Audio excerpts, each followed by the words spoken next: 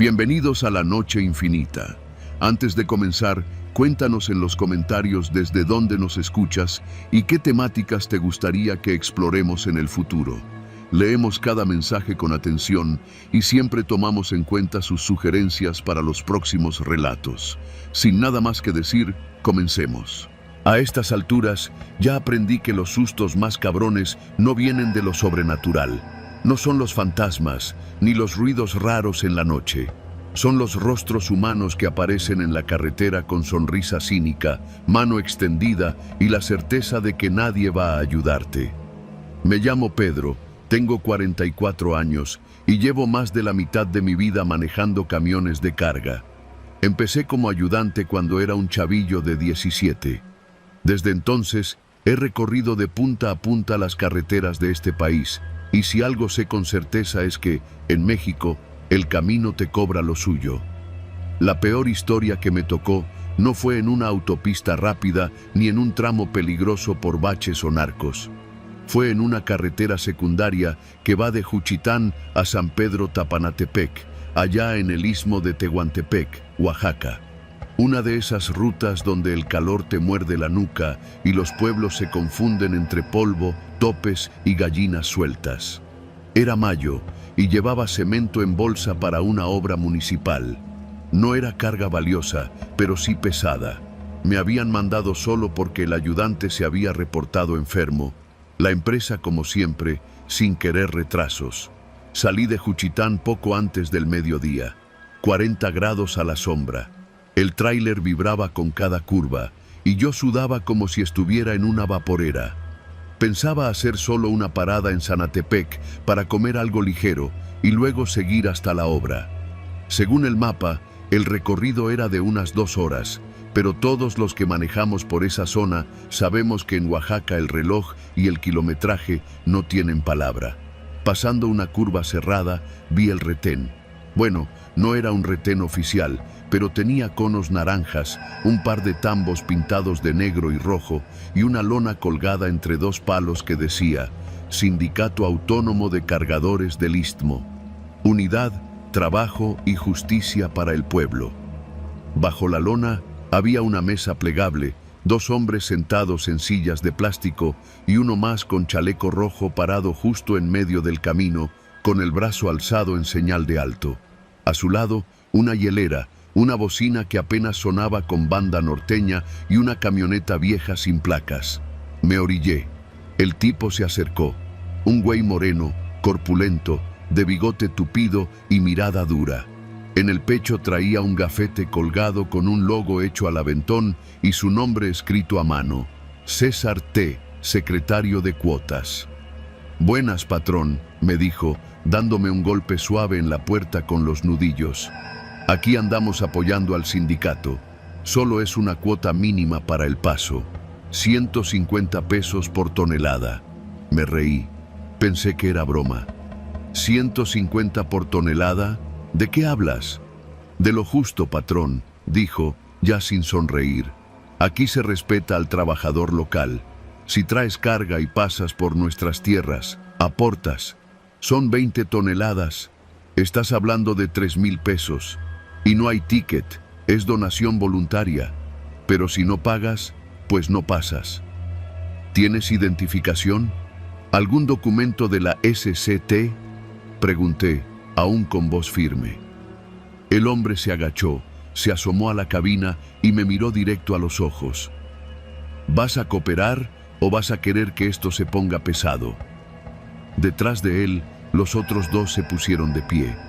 Entonces supe que esto no era un sindicato, o si lo era, era uno de esos fantasma que sirven para exprimir operadores como si fuéramos piñata.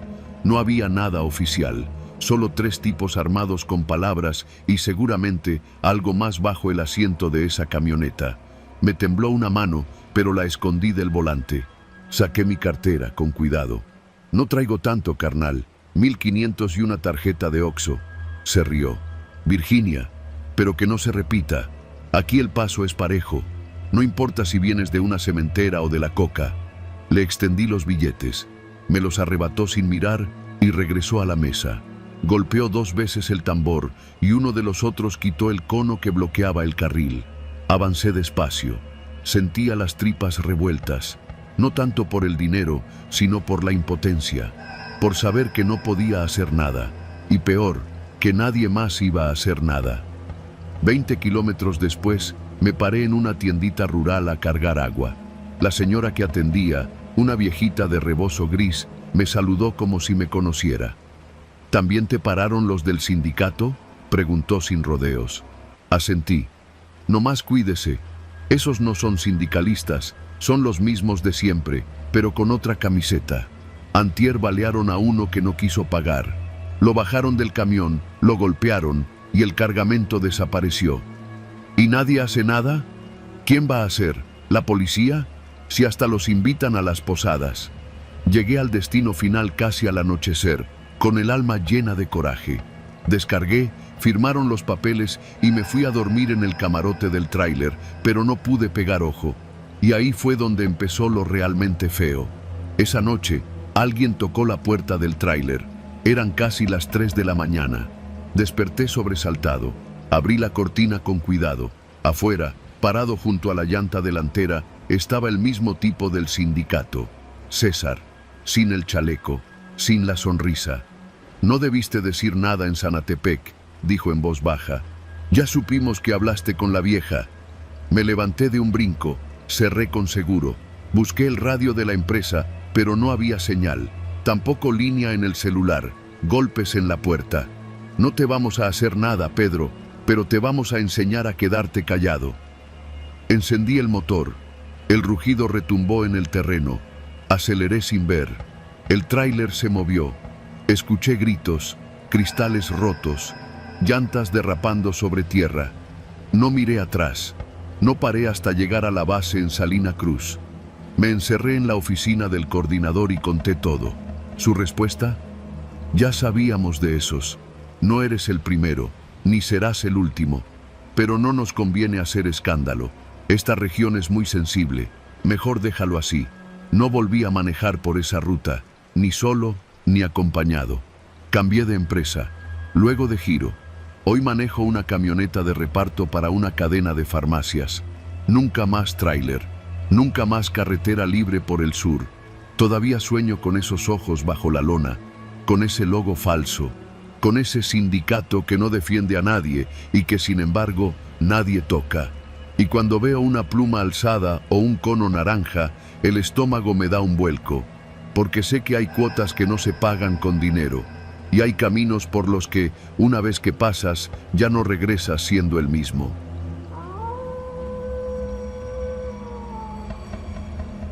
Me llamo Gerardo Ramírez y manejo tráiler desde que tenía 20 años.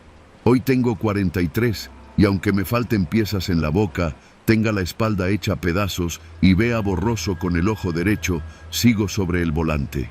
Porque si algo me enseñó esta chamba, es que el que se detiene, se lo traga la carretera. Pero hubo una vez, solo una, en que estuve a punto de bajarme para siempre.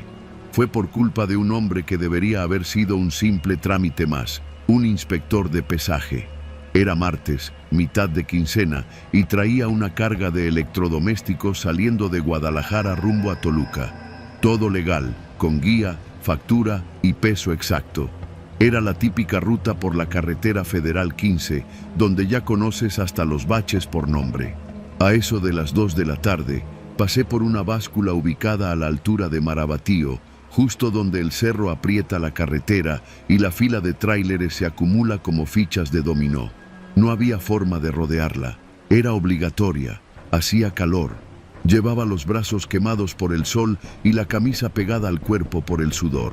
Me bajé a entregar papeles con esa flojera de siempre, pero con la seguridad de que no traía ninguna falla.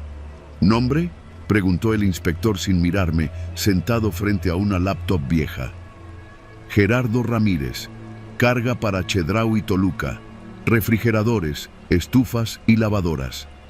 El tipo revisó rápido la guía y tecleó algo. Entonces se detuvo. «Te vas a tener que esperar un momento, Gerardo». «¿Qué pasó?», pregunté, ya sintiendo la pesadez en el estómago. «Tu peso está pasado, por bastante. Lo miré confundido. ¿Cómo que pasado? Si salí de planta con certificado. Lo acabo de pesar hace 3 horas. Aquí pesa más. Me mostró una hoja impresa. El papel marcaba que traía más de 4 toneladas de sobrepeso. Era imposible. No puede ser. Mira, aquí está la hoja firmada de la planta. 1420 kilos por tarima, 13 tarimas. Está todo medido. El inspector, bata blanca, gafete al cuello, pluma fina en la mano, solo se encogió de hombros. Entonces alguien te cargó de más, y eso ya no es mi problema. Intenté discutir, pero él me interrumpió sin levantar la voz. Mira, compa, aquí tienes 2 caminos. Uno, se hace el reporte oficial y te inmovilizamos el camión mientras se resuelve, y eso puede tardar días. 2, te ajustamos la multa aquí mismo, sin levantar acta, y puedes seguir tu camino. ¿Y cuánto es ajustar? Depende. ¿Cómo cuánto traes en efectivo? Sentí una presión en el pecho. ¿Eso es una extorsión? No, es una oportunidad, respondió con una sonrisa tan serena que me dio más miedo que si me hubiera gritado. Le dije que no traía efectivo, que tenía que hablar con la empresa. Me dejó ir hasta la cabina a hacer la llamada. Pero en realidad marqué al celular de Toño, otro chofer que iba unos kilómetros atrás de mí. Le conté todo en clave. El de bata blanca se quiere pasar de listo. Dice que traigo sobrepeso, pero ni de chiste. ¿Sabes algo de este punto? ¿Báscula de Marabatío? Sí, ya me tocó. No le pagues. Es puro teatro. Dile que vas a hablar con la SCT o con Tránsito Federal.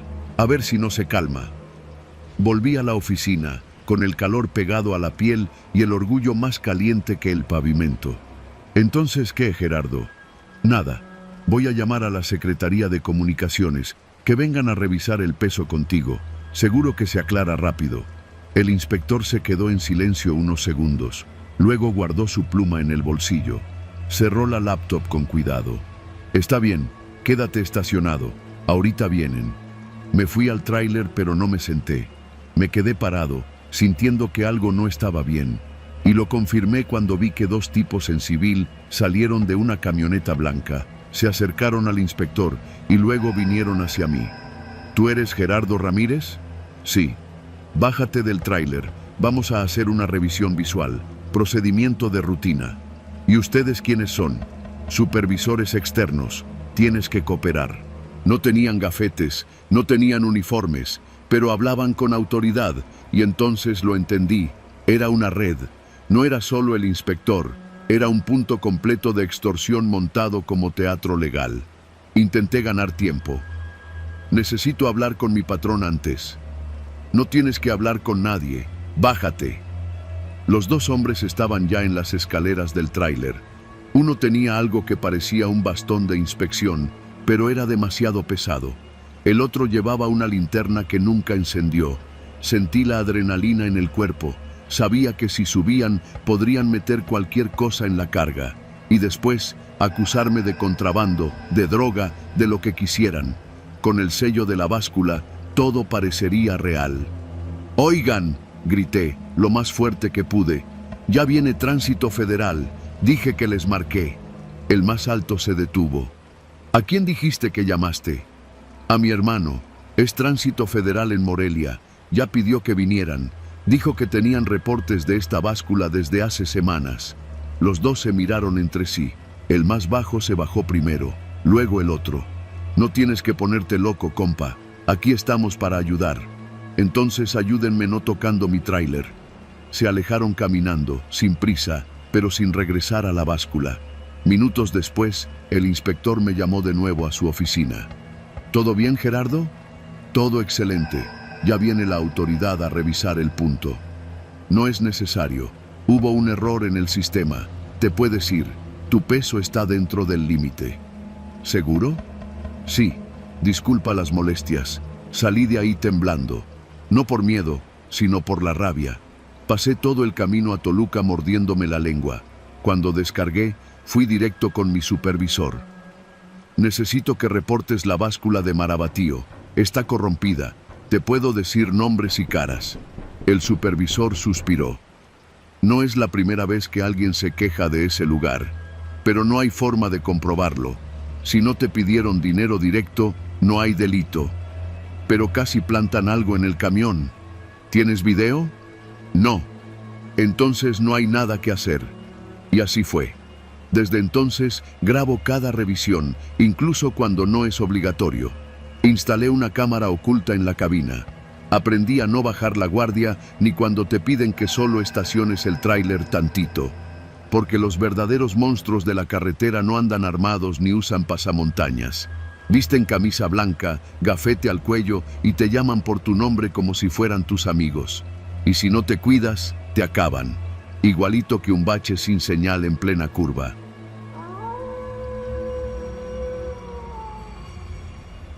Trabajo como vigilante nocturno en una bodega de distribución que está justo a las afueras de Irapuato, por la carretera federal que conecta hacia Salamanca.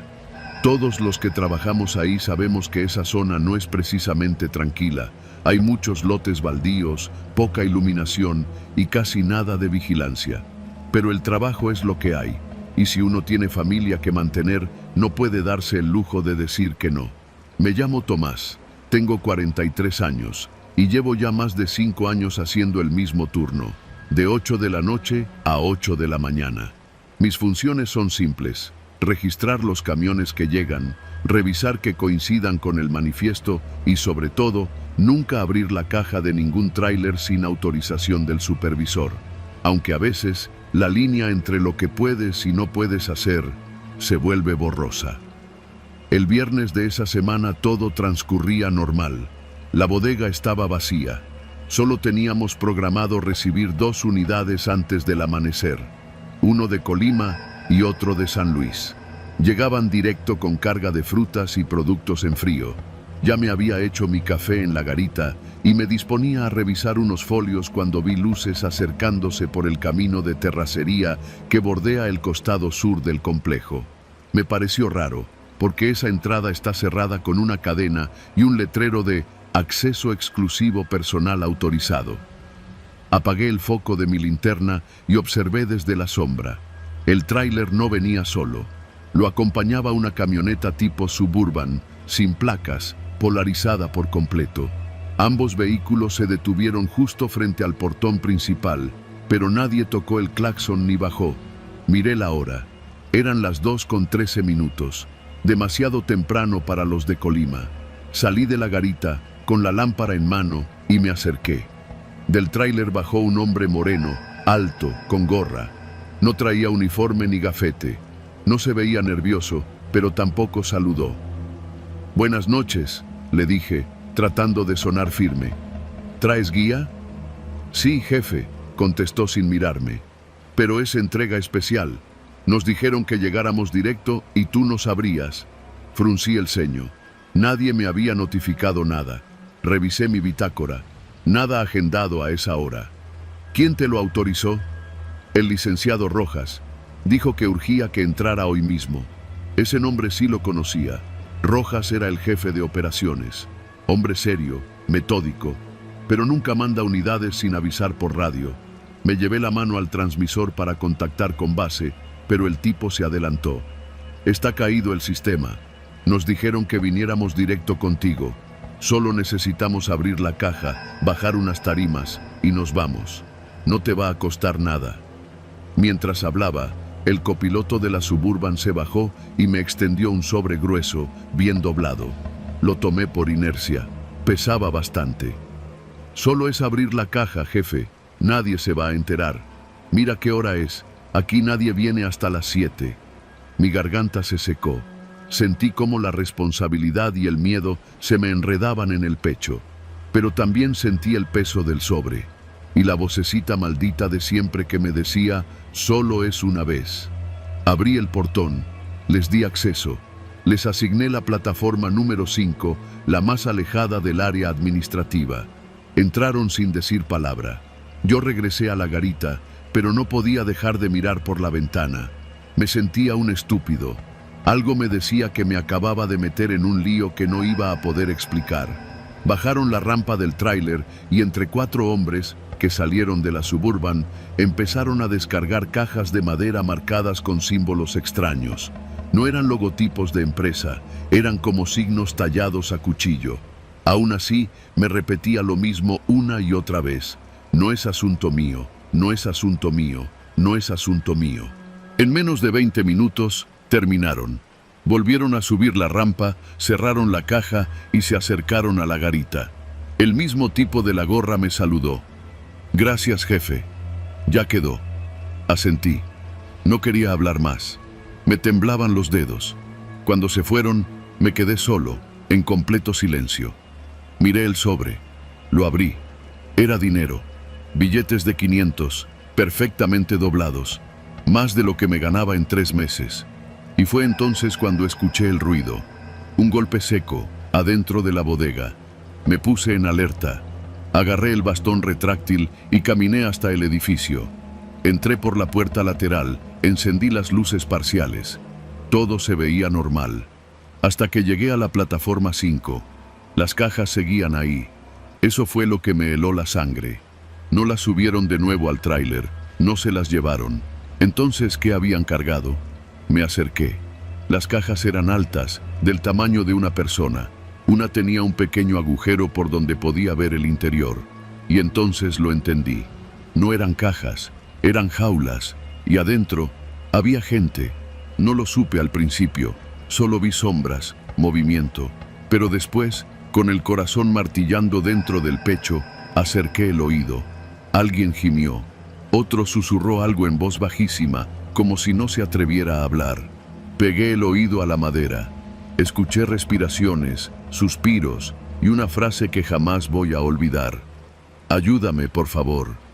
Dio igual cuánto dinero había en el sobre. Dio igual que yo no tuviera nada que ver. Mi cerebro ya no podía ignorarlo. Estaba viendo personas, vivas, metidas como animales en cajas que se suponía que iban a ser embarcadas desde esta bodega. Corrí al teléfono. No tenía línea. Tomé mi celular. Sin señal. Intenté el radio. Muerto. La pinche bodega era una trampa. Quise volver a las cajas, pero ya no estaban. Lo juro por lo más sagrado. No escuché puertas abrirse. No escuché camiones encender. Nada. Solo desaparecieron. Como si nunca hubieran estado. Me senté en el suelo. El estómago me dolía. No sabía si llorar, vomitar o correr. Pero no hice nada. Al amanecer llegaron los de la primera entrega. Saludaron normal. Me preguntaron si había llegado alguien más antes que ellos. Dije que no. Yo tampoco sabía ya si era verdad o mentira. Esa tarde entregué mi renuncia. No me atreví a decir por qué. Solo me largué. Desde entonces duermo con la televisión encendida y el bastón bajo la cama. Nunca devolví el dinero, pero tampoco lo usé. Está guardado en el mismo sobre, debajo de la tabla suelta del ropero. A veces lo saco, lo veo. Me recuerdo lo barato que puede salir un alma. Y cada noche, cuando los ruidos de la calle me despiertan, me imagino que alguien me toca la puerta con los nudillos y susurra desde el otro lado. Solo era abrir la caja, jefe. Solo abrir la caja.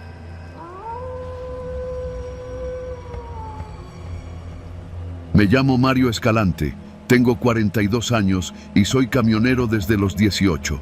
De esos que aprendieron primero a manejar tráiler que a tener una cuenta de banco. Lo mío no es hablar mucho, ni meterme en broncas ajenas. Soy de los que cargan, manejan y entregan. Me levanto temprano, hago lo que tengo que hacer y me desaparezco. Así me he mantenido todos estos años. Trabajo para una empresa de transporte de Monterrey, aunque vivo en Apodaca. Se llama Logística del Norte.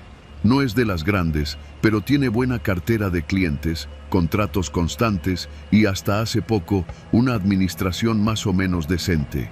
Digo hasta hace poco porque hace unos meses murió don Manuel, el dueño de la empresa. Era un señor serio, de los de antes.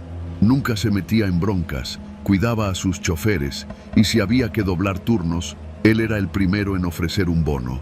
Pero don Manuel tenía un hijo y ese cabrón cambió todo. Se llama Emilio. Tendrá unos 30, pero con el carácter de un niño de 15.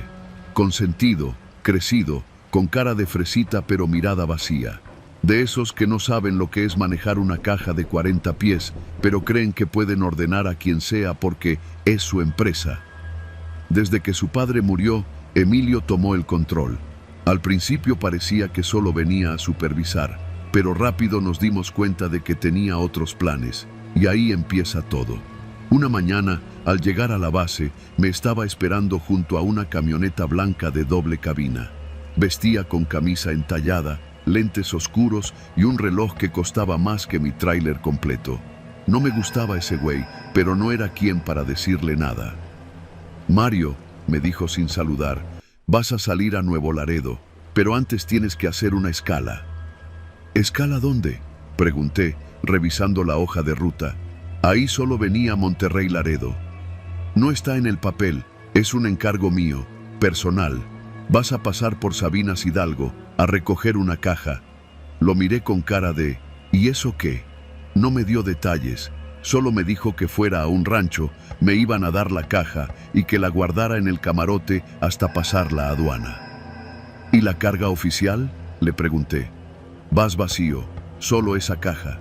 No me gustó ni tantito, pero decirle que no al patrón en turno no es tan fácil cuando tienes una hipoteca, 2 hijos en la prepa y deudas hasta en la tiendita. «¿Qué tiene la caja?», insistí. «Documentos, cosas personales. No es tu problema». La forma en que lo dijo me sonó más a amenaza que a instrucción. «Te vamos a pagar bien por este favor», agregó sacando un sobre. «Solo no hagas preguntas, no hables con nadie, no te detengas». Ese favor me supo a caca de mula. Pero la lana era buena. 10,000 pesos en efectivo, solo por mover una caja de un rancho a la frontera. Lo pensé unos segundos y acepté, con el estómago apretado. El rancho estaba a las afueras de Sabinas. Tenía una reja oxidada y un camino de terracería que levantaba polvo desde 100 metros antes de llegar. No vi vacas ni cultivos, solo un par de camionetas y 3 tipos con gorras y botas. Me hicieron pasar sin decir mucho. Uno de ellos me entregó la caja. Era una de esas metálicas, como de herramientas, pero con seguro. Pesaba bastante. «¿Todo bien, jefe?», pregunté, intentando ser amable. El tipo solo asintió. Me dio un papel con un número de celular escrito a mano. «Cuando pases Linares, marcas aquí. Te van a decir dónde dejarla». Pensé que iba para Laredo. «Cambia la ruta, no preguntes». En ese momento supe que me había metido en algo sucio. Ya no era un favor, era un encargo. Y en este país, los encargos no se devuelven. Puse la caja en el camarote, le eché una cobija encima y arranqué con el estómago hecho nudo. Pasé Linares a eso de las 6 de la tarde. Ya casi oscurecía. Marqué al número, como me dijeron. Me contestó una voz ronca, cortante. «Cuando llegues a Montemorelos, bájate en la gasolinera que está a pie de carretera. Ahí te van a encontrar». Y colgó. Así, sin más. No llegué a Montemorelos. A medio camino, me interceptaron. Una Cherokee negra se me cerró. Me bajaron con pistola en mano. No me golpearon, pero me empujaron contra el tráiler. Me quitaron el teléfono, me pidieron la caja. Ni siquiera la abrieron ahí. Uno la cargó como si ya supiera el peso exacto. «¿Te dijo Emilio que hicieras esto?», preguntó uno de ellos. Su voz no sonaba como la de alguien que hacía favores. Era la de alguien que decidía quién vive y quién no. «Yo solo manejo, señor. No sé nada». «Pues dile a ese pendejo que no vuelva a usar a sus choferes como mulas, porque la próxima, ni tú ni él van a llegar a ningún lado». Se subieron a la camioneta y se fueron. Tardé media hora en volver a moverme. Me quedé en la orilla, temblando, con la boca seca. Cuando llegué a Laredo al día siguiente, no pude entregar nada. Estaba vacío. No había carga. No había entrega. Solo un remolque limpio. Fui directo a la base. Emilio me estaba esperando, como si nada. «¿Todo bien?». Lo miré con el coraje atravesado. «¿Qué chingados me diste?». «No es asunto tuyo». «Casi me matan, cabrón». Se rió. Se rió como si yo fuera un chiste. Eso pasa cuando no sabes jugar en ligas mayores. No volví a trabajar para él, pero no se acabó ahí.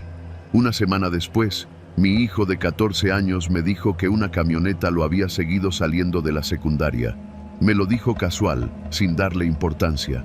Pero a mí se me cayó el mundo. Le pregunté cómo era la camioneta. Me describió una negra, con vidrios polarizados. Le tomaron una foto con el celular. Ese mismo día fui a la empresa. Emilio ya no estaba. Me dijeron que se había ido al sur, que la empresa estaba en pausa, que muchos choferes habían renunciado. Busqué a otros colegas. Me contaron cosas similares: encargos, rutas modificadas, amenazas veladas. Uno de ellos, Adrián, desapareció. Otro, Rogelio, renunció y se fue a vivir a Zacatecas, sin avisar a nadie. Yo me quedé, pero cambié de número. Vendí el tráiler. Me puse a trabajar en una empresa de paquetería local. Nada de rutas largas, nada de fronteras. Me juré nunca más volver a hacer un favor, ni por el patrón, ni por el hijo del patrón. Porque en este país, cuando alguien con poder te pide un favor, en realidad te está usando como escudo. Y si te pasa algo, nadie va a mover un dedo. Todavía tengo pesadillas con esa caja. Nunca supe qué llevaba, pero me quedó claro que no eran documentos. Y lo peor de todo es que, mientras yo dormía mal por lo que hice, Emilio seguramente seguía en alguna playa, pidiendo mariscos caros y repartiéndose culpas como si fueran fichas de dominó. Yo, al menos, estoy vivo. Los demás, no sé. Pero si estás leyendo esto y algún día alguien te dice: nomás es un favor, no preguntes, es rápido, corre, no lo aceptes, no manejes esa caja, no cruces esa línea, porque el hijo del patrón no es más que una sombra cobarde detrás del volante de otros. Y si tú manejas, tú cargas la culpa, el miedo y la muerte.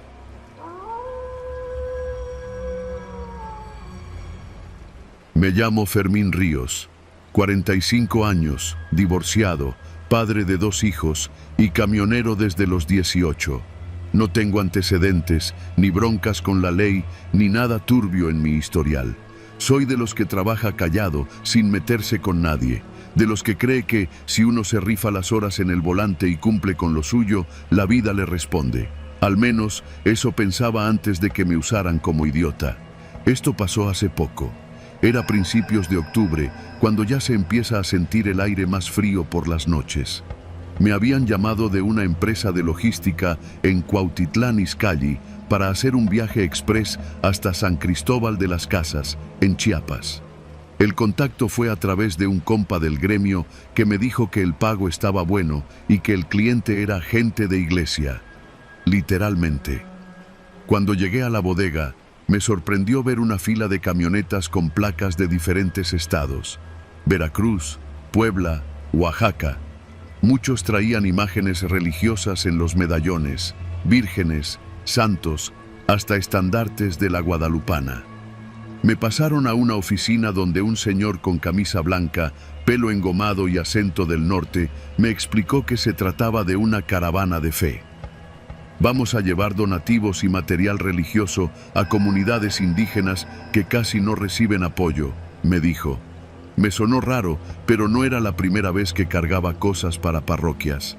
Además, el tipo era formal. Me enseñó papeles, facturas, una carta aporte bien hecha, con códigos y sellos, todo en regla. Cuando me mostraron lo que iba a transportar, me bajó la guardia. Cajas de rosarios, mantas con estampas religiosas, Biblias en tzotzil y bolsas con despensas. Nada fuera de lo común. Lo único que no me dejaron revisar fueron unas cajas negras envueltas en plástico, argumentando que eran equipo de sonido prestado por una diócesis.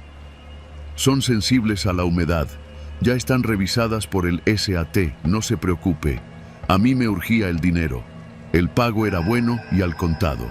50% antes de salir, el resto al llegar. Arranqué esa misma noche. Me dieron una hoja de ruta detallada. Debía avanzar por la autopista hasta Puebla, de ahí tomar la 150D y luego bajar por la 145 hasta llegar a la 190. Instrucciones claras, sin salidas a terracería. A lo largo del camino me encontraría con otros transportistas de la misma caravana. Y sí, Al pasar por la caseta de Esperanza, vi a otro tráiler con un letrero pintado a mano que decía «Peregrinación por la Fe del Sur». Le toqué el claxon. Me respondió.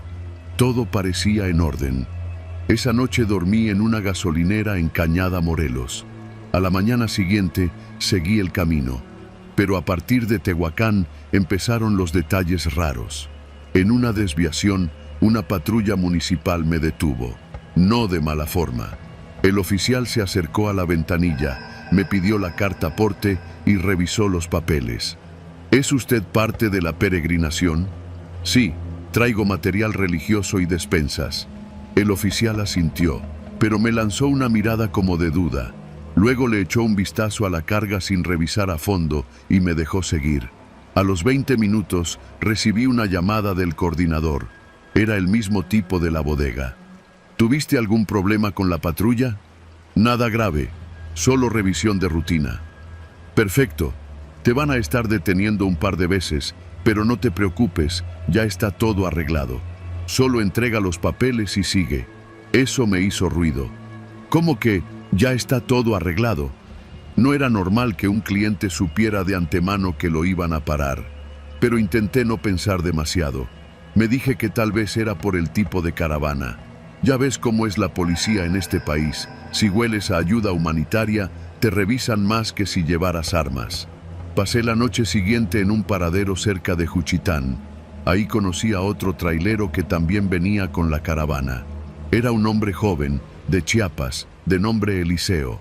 Nos echamos un cigarro y platicamos. Le pregunté qué llevaba. Biblias y despensas, igual que tú, me dijo, pero no me miraba a los ojos. Luego de unos segundos, me soltó. ¿Te mostraron todo lo que traías? No todo. Dijeron que una parte era sensible, que no podía abrirla. Me miró serio, tragó saliva. Yo abrí una de esas cajas. No dije nada, solo lo miré, esperando. No había rosarios, había paquetes de algo envuelto en cinta plateada, y no pesaban como Biblias. Me paralicé. ¿Qué hiciste? Nada. ¿Qué iba a hacer?, dijo encogiéndose de hombros. No traigo familia, pero tú sí, ¿no? No dormí esa noche. A la mañana siguiente, cuando me incorporé a la carretera, noté que me seguía una camioneta negra sin placas. Intenté acelerar, pero cada vez que me orillaba o disminuía la velocidad, la camioneta hacía lo mismo. No rebasaba, no se acercaba de más, solo seguía. Llegando a Tuxtla, en una curva antes del Libramiento Sur, me cerraron el paso. Otra camioneta, esta vez sí con placas. Se bajaron dos tipos armados, no uniformados. Me hicieron señas para bajarme. Uno se acercó. No era policía, no era militar, era de los otros. A ver, jefe, bájese tantito. Le vamos a hacer una revisión discreta. Intenté razonar. Les dije que solo traía carga de iglesia. Me mostraron una foto en un celular, una caja negra, abierta, con fardos de droga. La misma caja que yo llevaba. Me temblaron las rodillas. ¿Dónde están las llaves?, preguntó uno. No tengo, mentí. Son cajas selladas, ya vienen así. Me miró un momento. Luego dijo algo que me quitó el aliento. No es contigo, chofer, tú nomás manejas. Pero si nos llevamos esto, no llegas vivo a San Cristóbal, así que vas a entregar la carga, toda. Y calladito. Me dejaron seguir, pero no sin antes revisar parte del tráiler y tomar fotos. Me dejaron claro que me estaban vigilando. Las últimas horas del viaje fueron las más largas de mi vida. Cada tope me parecía una trampa, cada cruce un posible bloqueo. No comí, no hablé, no puse música, solo manejé. Llegué al destino final, un terreno baldío cerca del centro de San Cristóbal, donde había una lona improvisada con el logo de una asociación civil religiosa. Me recibieron 3 tipos con chalecos de voluntarios. Uno me firmó el recibo, otro me pagó en efectivo.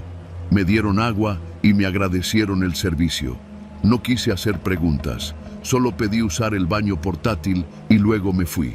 Esa noche, ya rumbo de regreso, encendí el celular que había apagado por precaución. Tenía 2 mensajes de un número desconocido. Gracias por tu profesionalismo. Si alguna vez necesitas otro viaje, ya tienes nuestro contacto. Lo bloqueé sin pensarlo. Nunca denuncié. ¿A quién? ¿Con qué pruebas?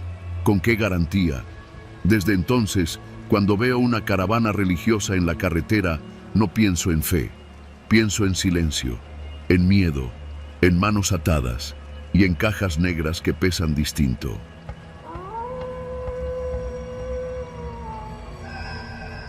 Me llamo Raúl, tengo 52 años y más de 30 al volante. Soy trailero, de esos de hueso colorado. He visto la carretera transformarse de terracería a autopista y he cruzado más de 100 veces este país de punta a punta. Pero si algo aprendí desde joven es que los verdaderos peligros no siempre están en las curvas cerradas ni en los asaltantes del camino. A veces vienen con una libreta en la mano, una sonrisa falsa y una grabadora encendida. Esa fue mi lección más amarga. Todo empezó hace poco más de un año, cuando estuve involucrado en un intento de asalto en la libre de Tepic a Mazatlán. Eran como las 2 de la mañana. Venía con una carga de línea blanca y una camioneta me quiso cerrar el paso. Me salvé porque venía en bajada y no frené. Les aventé las luces y el camión entero. No me detuve. Logré salir, pero los tipos me siguieron hasta el entronque de San Blas. Me refugié en un retén militar. Ahí me tomaron datos y me dijeron que otros choferes no habían corrido con la misma suerte. Uno desapareció 3 días antes en ese mismo tramo. La historia la conté en un grupo de Facebook para traileros y ahí quedó, o eso pensé. Una semana después me contactó una mujer por mensaje privado. Hola Raúl, soy Alma Díaz, periodista independiente. Estoy haciendo una investigación sobre desapariciones en rutas de transporte. ¿Podríamos hablar? No contesté. No me gusta figurar. No necesito que mi cara esté en ningún lado. Solo quiero trabajar, comer, dormir y repetir. Pero ella insistió. Tu historia puede ayudar a otros. Puede visibilizar lo que está pasando con los transportistas. Ya me han cerrado puertas. Necesito tu voz. No me sentí cómodo, pero terminé contestándole que no. Pensé que eso era todo. Me equivoqué. Una tarde, mientras esperaba que descargaran el remolque en una empresa de Toluca, alguien tocó a la ventana de mi cabina. Era una mujer, morena clara, con el cabello recogido, blusa blanca y una mochila colgada del hombro. Tenía una sonrisa torcida. Hola Raúl, dijo, y supe de inmediato quién era. ¿Cómo me encontraste? Los patios de maniobras no son tan secretos como crees. ¿Tienes 5 minutos? No. 1. Dudé. Me bajé de la cabina. Estaba claro que no se iba a ir hasta que la escuchara. Caminamos hacia una de las sombras en la barda del estacionamiento. Te dije que no quería hablar. Solo necesito confirmar lo del intento de asalto. ¿Tienes una foto de la denuncia? ¿Sabes si los soldados levantaron parte informativo? Estoy cruzando datos con otras víctimas. ¿Otras víctimas? Ya van 12 choferes desaparecidos solo en ese tramo. No es casualidad. Guardé silencio. No quiero que mi nombre aparezca, ni mi cara, ni mi voz. Puedo usar un seudónimo, disfrazar tu voz. Te prometo que no haré nada sin tu autorización. La forma en que me miraba, había algo que me inquietaba. No era miedo, era urgencia, como si estuviera cargando algo más que una historia. No tengo pruebas, le dije al final. No importa, solo necesito tu relato. Accedí. Esa misma noche, nos vimos en una fondita frente al centro de carga de San Luis Potosí. Me llevó una grabadora, pero no la prendió al principio. Me preguntó por mi familia, por los años en carretera, por las rutas que más temía. Hablamos durante casi 1 hora. Luego prendió la grabadora. Conté lo del intento de asalto, la persecución, el retén militar, todo lo que recordaba. Le pedí que no usara mi nombre real, que lo cambiara por Mario. Ella aceptó. Pasaron 2 semanas. Me olvidé del asunto, hasta que un compañero me escribió por WhatsApp. ¿Tú eres este? Saliste en un reportaje. Me mandó el link. Era un video de YouTube, canal de Alma Díaz. El título era Testimonio exclusivo. Los traileros están siendo cazados. Dale Play. Ahí estaba yo. No decía mi nombre, pero mi voz era reconocible, mi acento, mis frases. Y peor, mi rostro aparecía unos segundos al fondo de un corte. Una toma rápida, sin permiso. Bastaba para identificarme. Me hervía la sangre. Le escribí. Nada. Le marqué. No contestó. Le mandé audios. Te dije que no quería aparecer. Me pusiste en riesgo. No entiendes lo que hiciste. Silencio. Pasaron 3 días hasta que respondió. Lo lamento, Raúl. La edición se me fue de las manos. Estoy recibiendo amenazas. No fue intencional. Perdóname. Era tarde. Desde que se publicó ese video, todo cambió. Me empezaron a llamar números desconocidos. Primero con mensajes raros. ¿Tú eres el del video? Luego más agresivos. Bájale a tus mamadas, trailero hablador. Y después, fotos. De mi hijo saliendo de la escuela. Supe que me habían encontrado, que sabían quién era. Y no por lo que dije, sino por cómo lo dije. Un día, al salir de una descarga en Guadalajara, noté que un coche gris me seguía desde el periférico. No hizo intentos de rebasar, solo iba ahí, a unos 40 metros. Me desvié por Tonalá, alargué la ruta. El coche también. Me metí a una gasolinera. Me detuve. El coche pasó de largo, pero al rato regresó. Me acerqué al vigilante de la gasolinera. Le pedí que me dejara esperar allí. Me prestó su cabina para llamar al delegado de seguridad de mi empresa. Ese día no llegué al siguiente punto. Dormí en el camarote, sin cerrar los ojos. Volví a escribirle a Alma. Le exigí que bajara el video. No respondió. Le dije que si algo me pasaba a mí o a mi hijo, sería su culpa. Pasó un mes, y un día me enteré por las noticias que había sido encontrada muerta en su departamento en Iztapalapa. Apareció golpeada. Dijeron que fue un robo, pero todos los que la conocían sabían que no lo fue. Tenía 28 años. El video desapareció a las pocas horas de su muerte. Nadie más me molestó, pero desde entonces cambié de número, cambié de rutas. Ya no paso por Nayarit ni por Sinaloa. Vivo con miedo cada vez que alguien me ve 2 veces seguidas en la carretera. Cambié a remolques de mercancía seca. Trabajo solo rutas cortas, solo de día. Me sigo preguntando si hice mal en hablar, si fui ingenuo, si debí haberme quedado callado como los otros, pero también sé que Alma solo quería contar la verdad, una verdad que se cobra caro y que nadie quiere escuchar, porque en este país a veces es más peligroso hablar que callar, y el periodismo, cuando se mete con el narco, no saca notas, saca lápidas.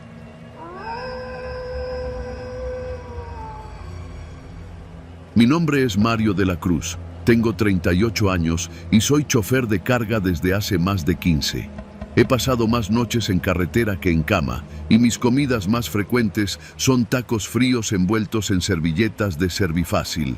Vivo en Aguascalientes, pero mi vida transcurre entre puntos de carga, paradores de paso y moteles baratos con regaderas sin presión. No me quejo. Cuando uno se hace camionero, sabe que la soledad es parte del paquete. Lo que nadie te dice es que, a veces, la carretera te pone trampas, y algunas no se ven venir. Aquel viaje comenzó como cualquier otro. Me tocó una ruta corta, de Querétaro a San Luis Potosí, llevando componentes automotrices. No eran más de 300 kilómetros, de esos que puedes recorrer con calma y parar a dormir antes de regresar. Salí al filo de las 9 de la noche, ya con la caja cargada. Pensaba hacer una escala rápida en el parador de El Colorado, ese que está a la altura del kilómetro 87. Los que manejamos seguido por esa zona lo conocemos bien. Es un lugar tranquilo, con buen café, regaderas que funcionan y hasta un local de tortas calientes que abre toda la noche. Ahí fue donde la conocí. Se llamaba Leti, o al menos eso me dijo. Morena, flaca, con el cabello amarrado en una coleta desordenada y una sonrisa de esas que parecen sinceras, pero traen filo. Estaba parada junto al local de las tortas, comiendo una de jamón con queso. Me miró, me sonrió y me ofreció una servilleta. ¿Tienes chile seco en el cachete? No traía nada, pero el comentario rompió el hielo. Nos pusimos a platicar. Nada del otro mundo. Me dijo que trabajaba ahí de noche, ayudando en la cocina y lavando baños por unos pesos, que era de Silao, pero se había quedado varada y no tenía para regresar. Hablamos fácil durante 40 minutos. Me hizo reír, cosa rara en carretera. No se insinuó, pero tampoco se alejó. Mantuvo ese equilibrio exacto entre el interés casual y la coquetería discreta. Lo suficiente para que yo, que llevaba semanas sin ver a nadie más que guardias de seguridad y otros traileros, empezara a confiar. Me preguntó a qué hora salía. Le dije que en un rato más, después de dormir un poco. Aquí hay cuartos para choferes. Están feos, pero son seguros, me dijo sonriendo. Me llevó. Renté uno por 6 horas. Se ofreció a llevarme un café después de que me bañara, y acepté. Créanme, no pasó nada. Tomé mi ducha, me puse una camiseta limpia, me recosté y esperé el café. Cuando ella llegó, platicamos un rato más. Luego se despidió con un abrazo corto y se fue. Me quedé dormido, profundo. Desperté golpeado. No por el sol, no por el ruido. Desperté porque alguien me puso un trapo en la boca y me amarró los brazos al respaldo de la cama. Intenté gritar, pero ya era tarde. Me estaban amarrando los tobillos. Me revolví como pude, pero uno de ellos me golpeó el estómago con algo duro. Me quedé sin aire. Solo entonces vi su cara. Un tipo flaco, de barba irregular, ojos llenos de furia. ¿Tú crees que puedes venir a coquetear con mi mujer? Cabrón? Detrás de él, Leti, callada, sin moverse. Yo no, intenté decir, solo platicamos. Otro golpe, esta vez en la cara. Me estrelló la cabeza contra la pared. ¿Nada más platicamos? ¿Eso les dices a todos? ¿Que solo hablas? Leti seguía sin decir palabra. Tenía los ojos clavados en el suelo. El tipo, más tarde supe que se llamaba El Beni, comenzó a sacarme fotos con su celular. Primero del rostro, luego de los brazos amarrados, después del camión. Esto no es para extorsión, por si lo estás pensando. Esto es para que los que vengan después sepan lo que pasa cuando alguien se mete con lo mío. Intenté calmarlo. Le dije que tenía familia, que no me metía con mujeres casadas, que había malinterpretado las cosas. Pero él ya no me escuchaba. Abrió mi cartera. Vio la foto de mi hija. Bonita, ¿eh? ¿Qué edad tiene? No te metas con mi familia, por favor. Así como tú no te metiste con la mía. Me pegó otra vez. Esta vez fue un puñetazo, directo a la nariz. Sentí cómo se partía. Me dejó allí tirado, amarrado, ensangrentado. Antes de salir, se volvió a Leti. Si lo defiendes, te va peor a ti. Ella no contestó. Pasé casi 2 horas amarrado, sin poder moverme, con el dolor en la cara y en las costillas martillándome sin parar. Hasta que Leti volvió. Tenía los ojos llorosos. No me miraba a los ojos. Perdón, no sabía que iba a hacer eso. Pensé que solo iba a asustarte. Se pone celoso, pero nunca así. No dije nada, solo respiraba por la boca. Te voy a soltar, pero tienes que irte. Ya, antes de que regrese. Me desató rápido. Me ayudó a levantarme. Mis piernas flaqueaban, pero el miedo me hizo recuperar el equilibrio. ¿Tu camión está listo? Asentí. Apenas podía hablar. ¿Hay cámaras aquí? No. ¿Alguien más vio? Negó con la cabeza. Lárgate, Mario. No llames a la policía. No sabes de lo que es capaz ese hombre. No es la primera vez. Y si tú hablas, alguien va a pagar. ¿Y tú? ¿Te va a ir peor? Siempre me va peor. Salí tambaleándome. Me subí al tráiler. No miré atrás. Manejé de un tirón hasta San Luis. Me detuve solo para lavar la sangre del rostro en una gasolinera. No presenté denuncia. No hice ruido. No le dije a nadie de la empresa. Pero a partir de esa noche, nunca más paré en el parador del kilómetro 87. Tampoco hablé con mujeres desconocidas.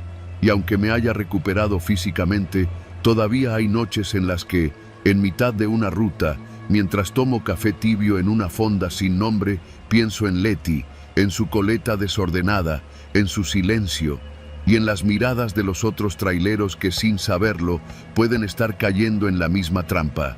Porque algunos celos no vienen del amor, vienen del control. Y algunas trampas no están hechas para robarte, sino para castigarte por cosas que ni siquiera hiciste. Y cuando te pasa algo así, aprendes a vivir desconfiando del café, de las sonrisas y de los paradores donde hay más sombra que luz.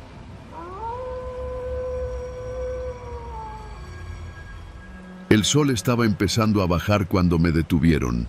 El cielo sobre Orizaba tenía ese tono naranja que te avisa que el día va de salida, y yo ya llevaba más de 11 horas manejando desde Minatitlán. La carga era ligera, aceites industriales, pero la presión era otra.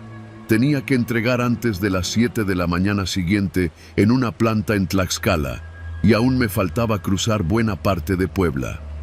Pensé en parar a comer en algún lugar de confianza, pero con lo que había escuchado últimamente, preferí seguir hasta encontrar una gasolinera bien iluminada. En esta zona ya no puedes confiar ni en los changarros con toldos rojos que antes eran garantía. Fue en una curva, poco antes de entrar al tramo de Esperanza, donde lo vi. Un retén improvisado con conos naranjas y una patrulla de tránsito estatal. No federal, no Guardia Nacional, tránsito vial. De esos que, supuestamente, solo se encargan de revisar placas y documentos. Ya desde ahí supe que la noche se me iba a joder. Uno de los oficiales me hizo la señal con el brazo. Alto. No tenía opción. Desaceleré, activé las luces intermitentes y frené junto al cono que marcaba el punto. Me detuve. Bajó un tipo gordo, con bigote delgado, chaleco reflejante encima del uniforme azul. Su nombre decía G. Marroquín. «Buenas noches, jefe», me dijo mientras se acercaba a la ventanilla. «¿A dónde se dirige?» «Tlaxcala. Llevo aceites. Aquí está la guía de carga», respondí de inmediato, mostrando la carpeta que llevaba lista. Él la tomó y la hojeó con la calma de quien sabe que tiene todo el tiempo del mundo. Luego me pidió tarjeta de circulación, licencia federal y bitácora. Todo se lo di. Me sentí tranquilo. Mi unidad no tenía nada fuera de orden. Pagos al día, luces en buen estado, ni una sola multa pendiente. «A ver, deme un momento», dijo. Y sin más, se fue a la patrulla con mis papeles. Me quedé esperando, minuto tras minuto. A los 10 minutos, otro oficial, más joven, moreno, ojos cansados, se acercó por el lado del copiloto y me dijo: «¿Ya le explicó el oficial Marroquín el problema?» «¿Qué problema?» «Su bitácora no coincide con el punto de origen. La salida dice Minatitlán a las 6, pero el sello es de Cozoleacaque. Además, su guía de carga viene con una numeración incompleta». Lo miré, desconcertado. «No, joven. Salí de Minatitlán, pero el sello lo pusieron en Cozoleacaque como siempre. Es el mismo puerto, solo que el trámite se hace allá. Y el número de la guía está completo, vea». El tipo me cortó con la mano. «Entiendo, jefe. No soy yo, es el sistema. Ya sabe cómo es esto. ¿Va cargado?» «Sí». «¿Y lleva prisa?» Lo supe de inmediato. Esa frase es el equivalente a «¿cuánto traes?». No era una pregunta, era una advertencia. Me acomodé en el asiento. Sudaba a pesar del aire acondicionado. «Todo está en orden. Si algo falta, lo revisamos, pero no traigo para mordidas». El tipo me miró sin sorpresa, como si ya lo esperara.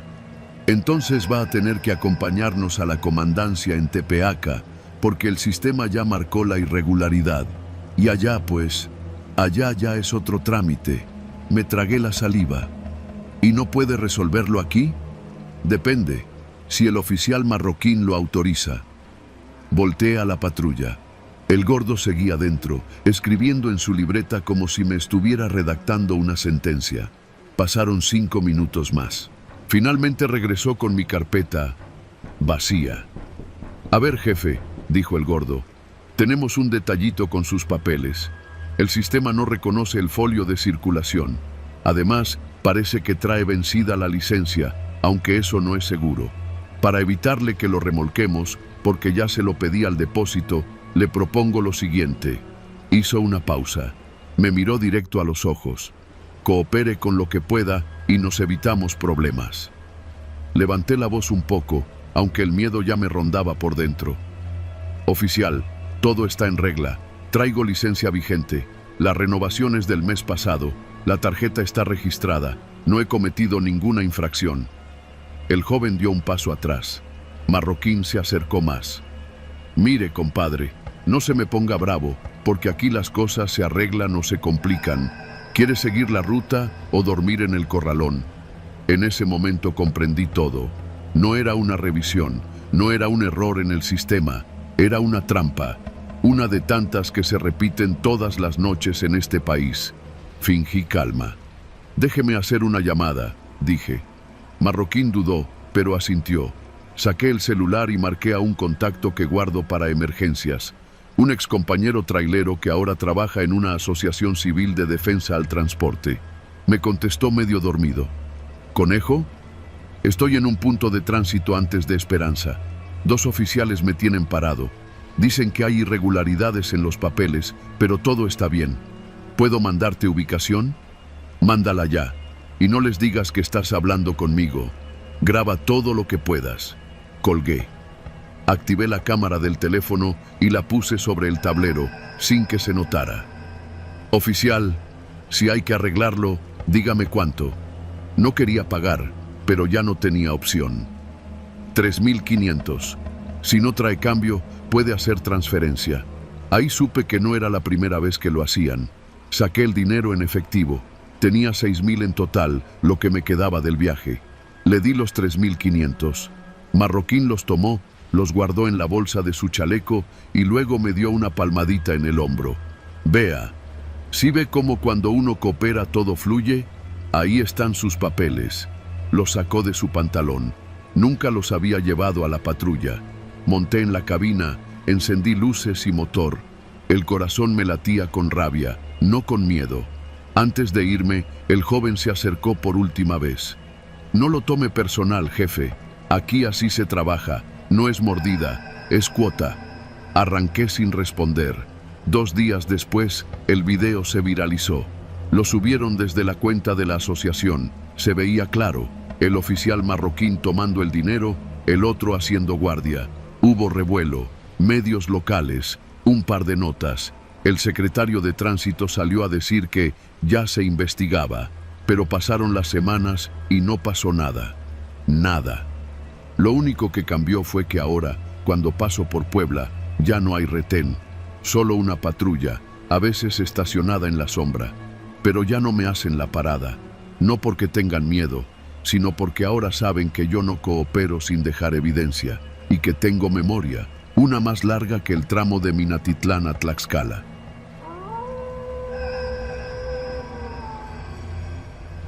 Me llamo Roberto Mendoza, tengo 42 años y manejo tráiler desde que me harté de ser mecánico. Mi casa está en Chalco, pero paso más tiempo en la carretera que en mi propia cama. Me dicen el pique, porque cuando empecé era de los pocos que sabían cómo subir una caja de 28 toneladas sin que el clutch llorara. Este viaje era sencillo, ruta corta. Solo tenía que cruzar de Cuautitlán a Ixtapaluca, entregar 3 toneladas de papel bond para una imprenta y volver al patio. Sin casetas, sin revisión aduanal, sin nocturnidad. Todo derecho. Salí a las 6:15 de la tarde. El sol empezaba a bajar, el tráfico de salida estaba en su punto, pero yo ya tenía marcados los atajos. Subí al libramiento por Huehuetoca, crucé Texcoco y pasé por el viejo camino a Santa María hasta Huacán. Casi nadie lo usa ya, pero me ahorra como 40 minutos.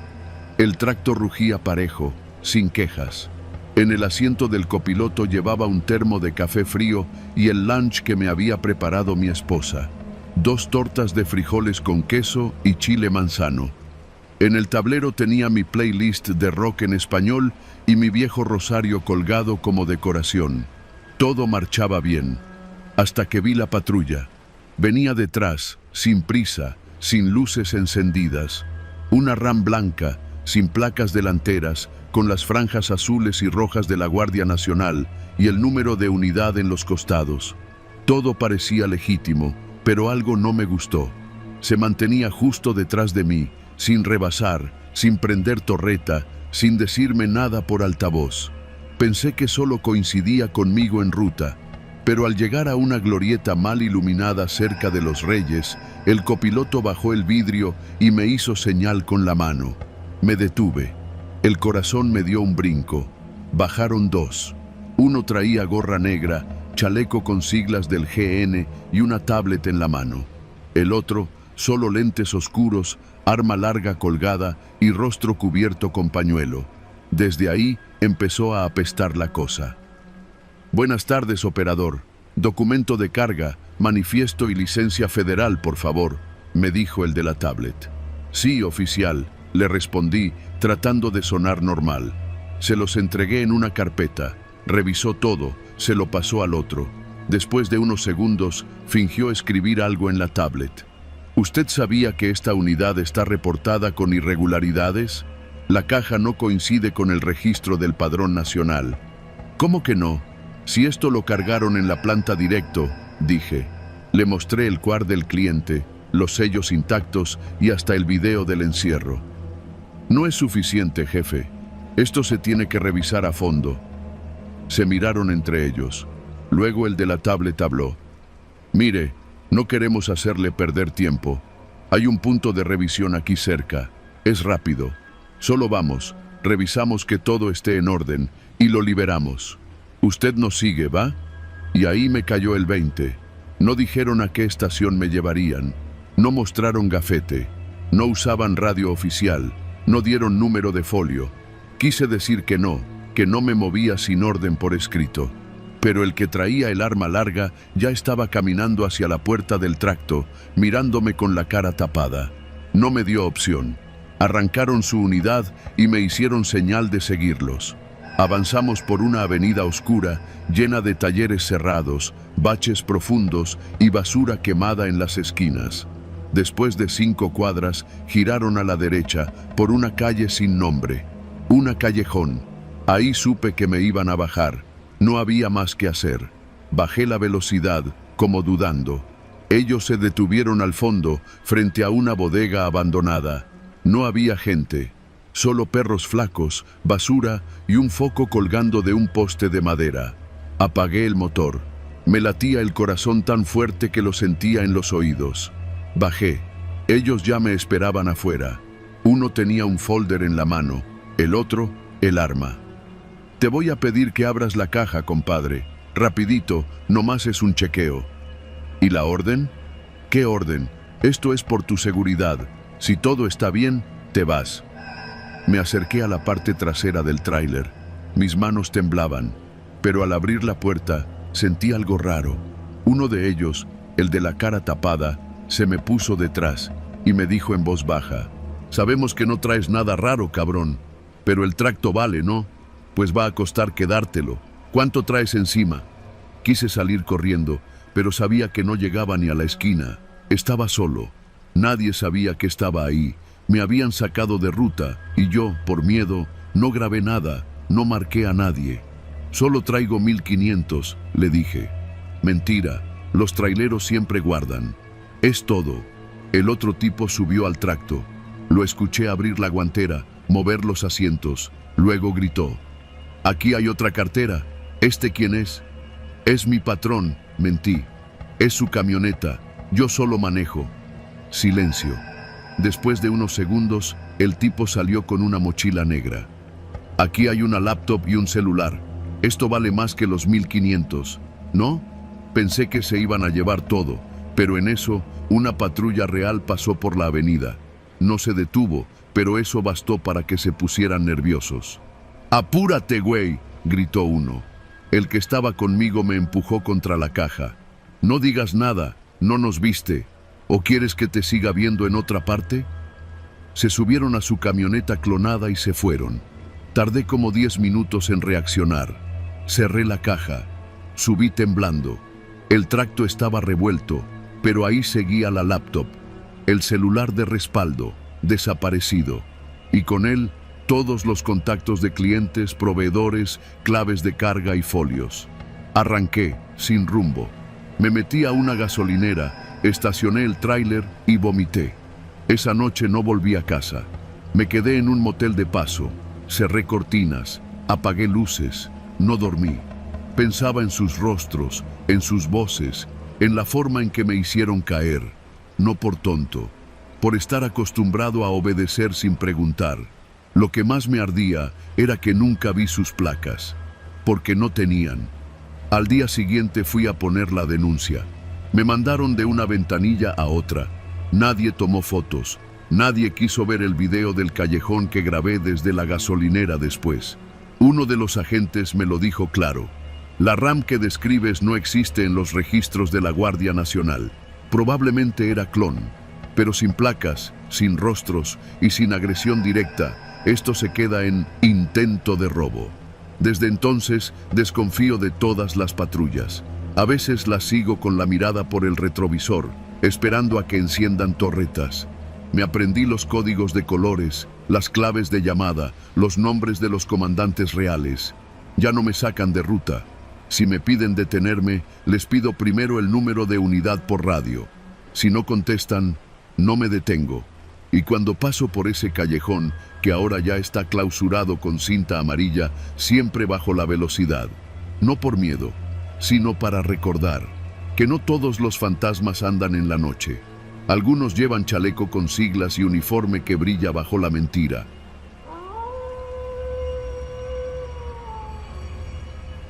Los que no manejan tráiler creen que lo más difícil es el volante, las curvas cerradas, los frenos, los cambios.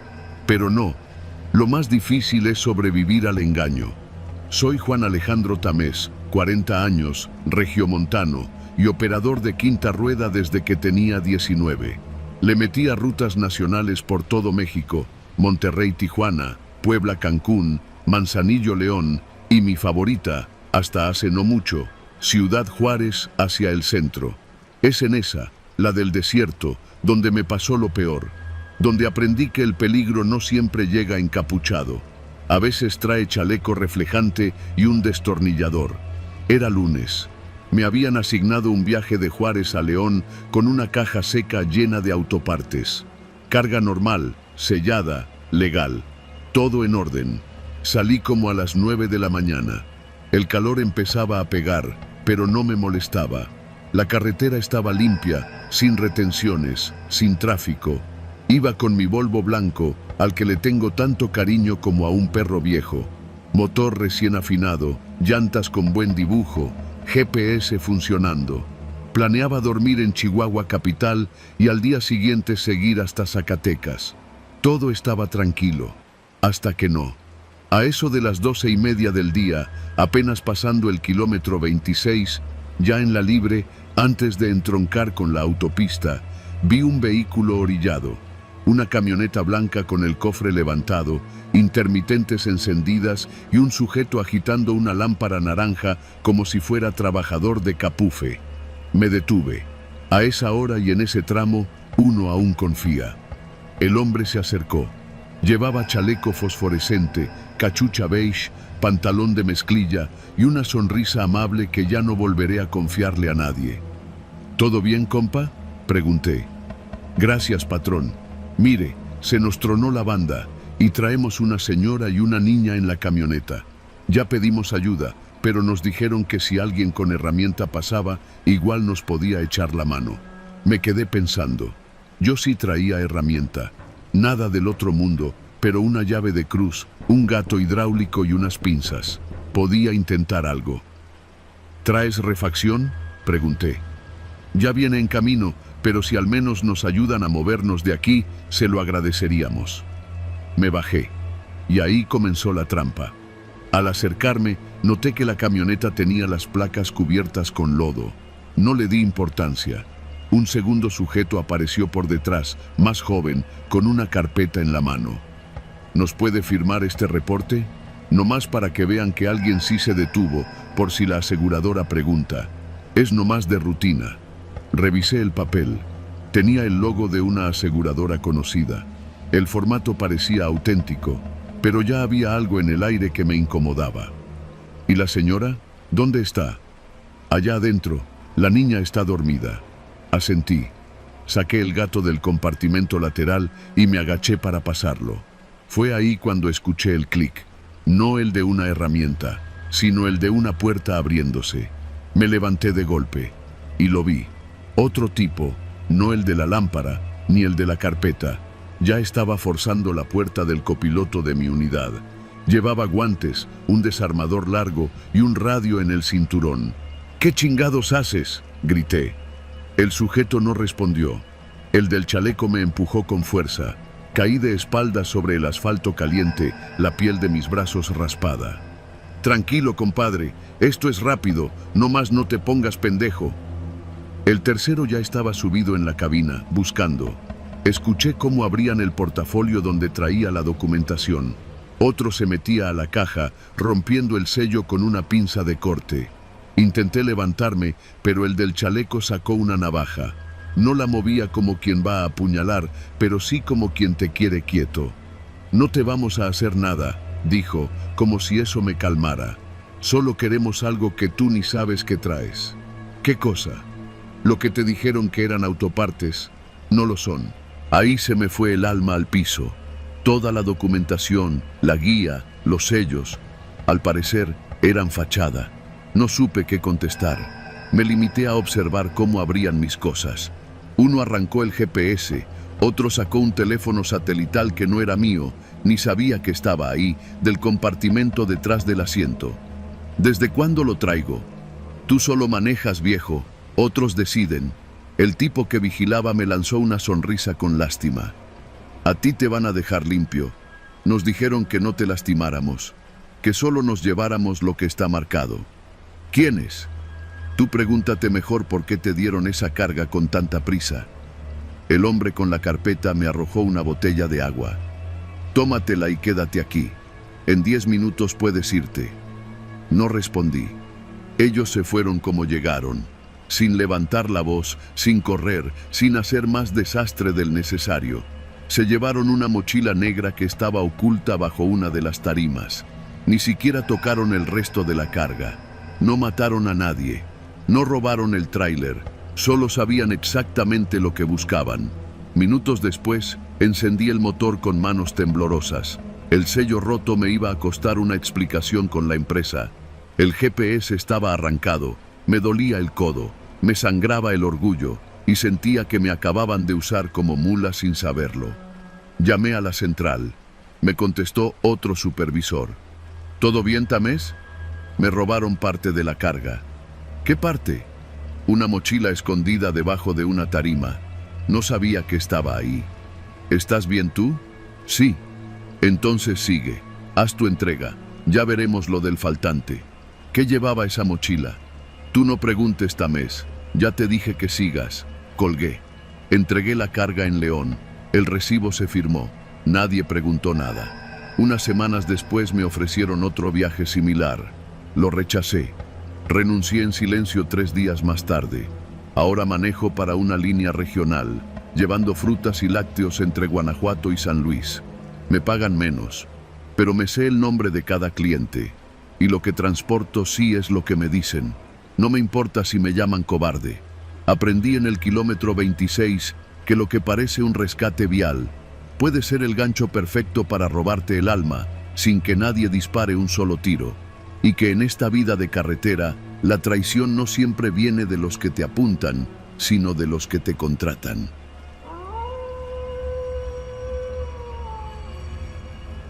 Me llamo Sergio Navarro. Tengo 38 años y manejo tráiler desde que cumplí los 20.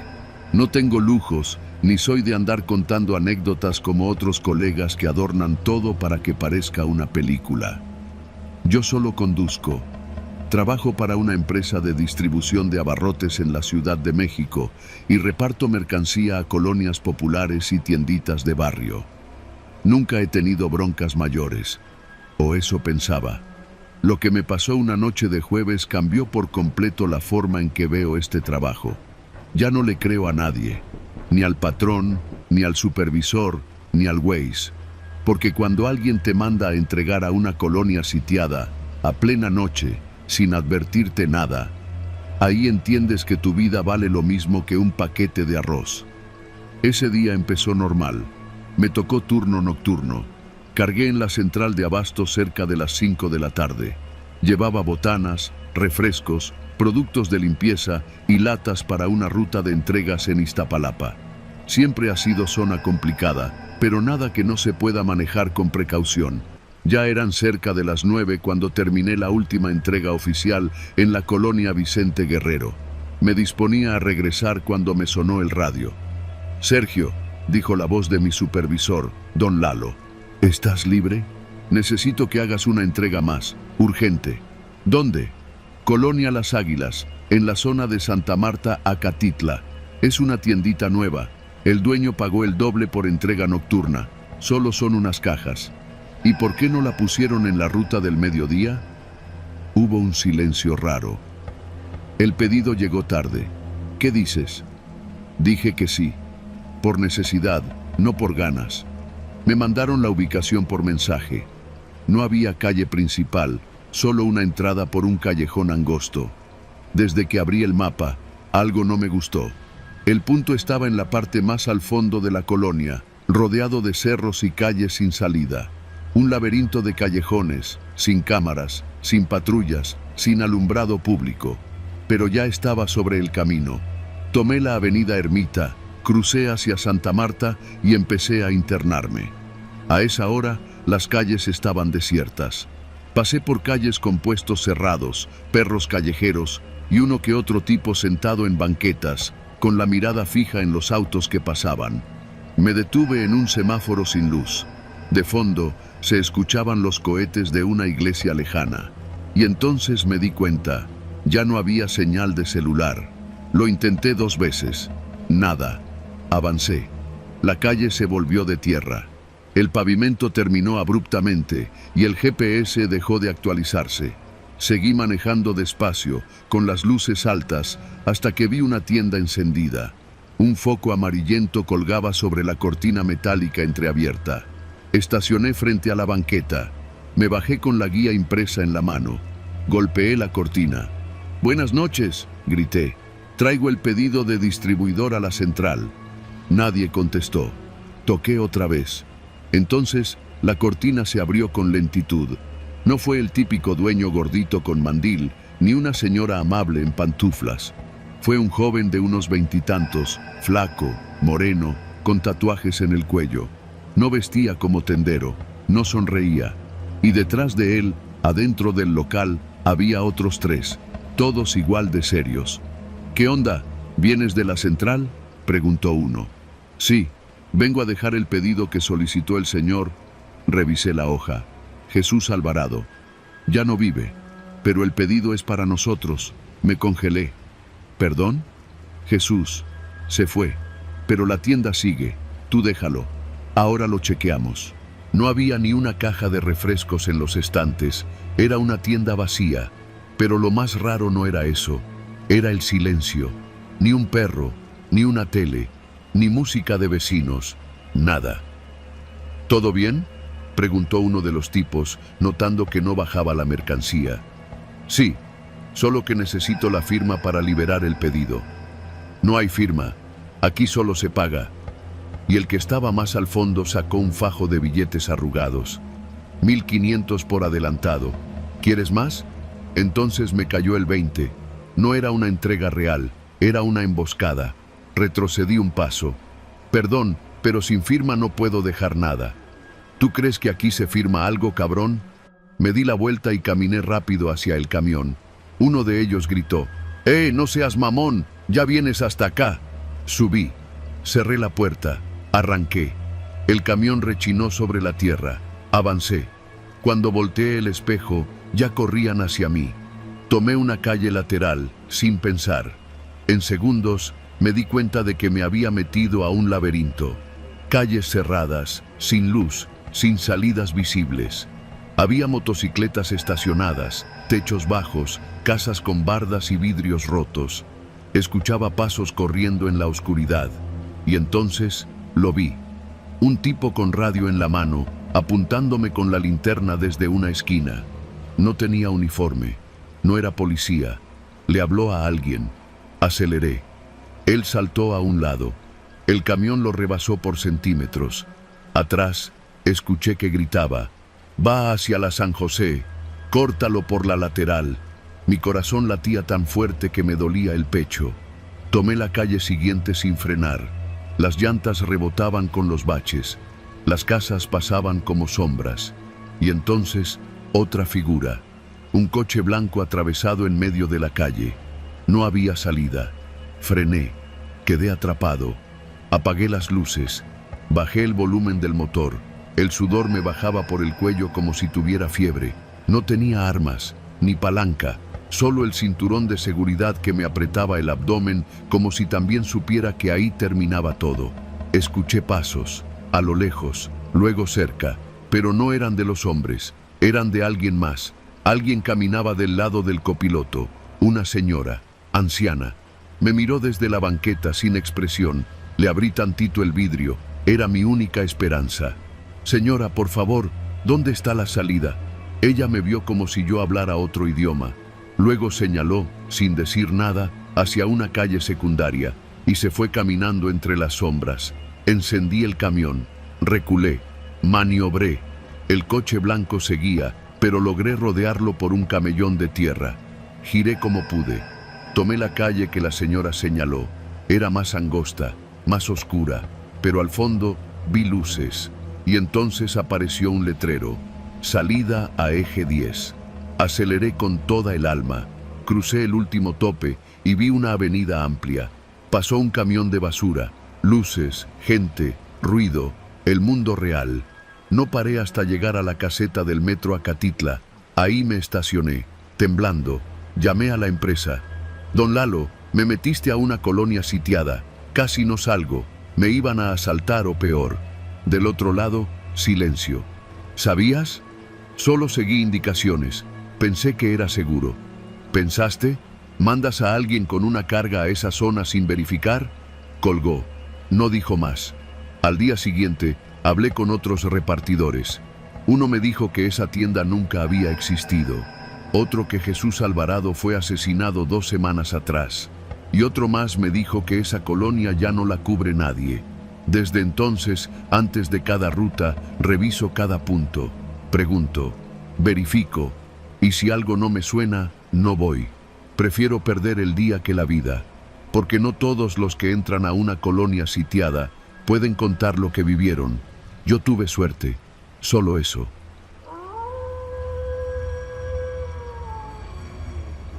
Soy Víctor Palacios, tengo 42 años y vivo en Salamanca, Guanajuato. Llevo más de 2 décadas siendo operador de tráiler. Y aunque uno cree que con los años se vuelve más duro, la verdad es que la carretera te desgasta de formas que no ves venir. No me quiebran los baches, ni los turnos dobles, ni el café recalentado que te sirve la señora del Oxxo de madrugada. Lo que me quebró fue confiar donde no debía. Esta historia ocurrió en la Ruta Norte, cuando llevaba una carga de herramientas industriales desde Apodaca, Nuevo León, hasta Tultitlán, en el Estado de México. Una ruta ya conocida, de esas que te sabes de memoria. Tomas la 85, te incorporas a la 57 y de ahí todo parejito hasta pasar Querétaro. Siempre la hacía en 2 días, con una dormida en algún estacionamiento autorizado. Esa vez salí un martes a mediodía. Llevaba el remolque sellado, sensores activos y monitoreo satelital. Todo en regla. A eso de las 7 de la noche, cuando empecé a sentir el cansancio detrás de los ojos, decidí buscar un lugar para pernoctar. Fue entonces cuando mi compa Saúl me escribió: «Métete al Oasis, carnal. Está recién remodelado. Cámaras, baño limpio y comida buena. Está entre San Juan del Río y Tequis. Te lo juro, 1000 veces mejor que las fondas polvosas de antes». Yo no lo conocía. Nunca había oído hablar de él, pero me dejé llevar. Ya era de noche y el letrero me pareció bien. Fondo negro, letras doradas. Estacionamiento El Oasis, vigilancia 24/7, comida caliente, acceso a Wi-Fi. Me desvié. La entrada tenía portón con pluma automática. Una casetita con un tipo gordo leyendo el periódico y comiendo galletas Gamesa. ¿Una noche?, me preguntó sin levantar mucho la mirada. Sí, nomás a dormir y seguirle al amanecer. 250, baño con regadera, cámaras y seguridad. ¿Nombre? Víctor Palacios. Me dio un recibo escrito a mano, sin folio, sin logotipo, solo una hoja blanca con un sello de tinta medio borrado. No le di importancia. Estaba cansado, el lomo molido y los párpados pesados. Me estacioné al fondo, cerca de la malla ciclónica que rodeaba el predio. Había otros 6 camiones, todos con las luces apagadas. Ningún operador a la vista. Solo los motores enfriándose y uno que otro chirrido de los frenos de aire soltando presión. Cené en el restaurante del lugar. Restaurante es un decir. Era un cuarto grande con sillas desiguales, una televisión colgada y una señora flaca viendo telenovelas mientras picaba cebolla. Comí unas enchiladas frías con frijoles recalentados, nada fuera de lo común.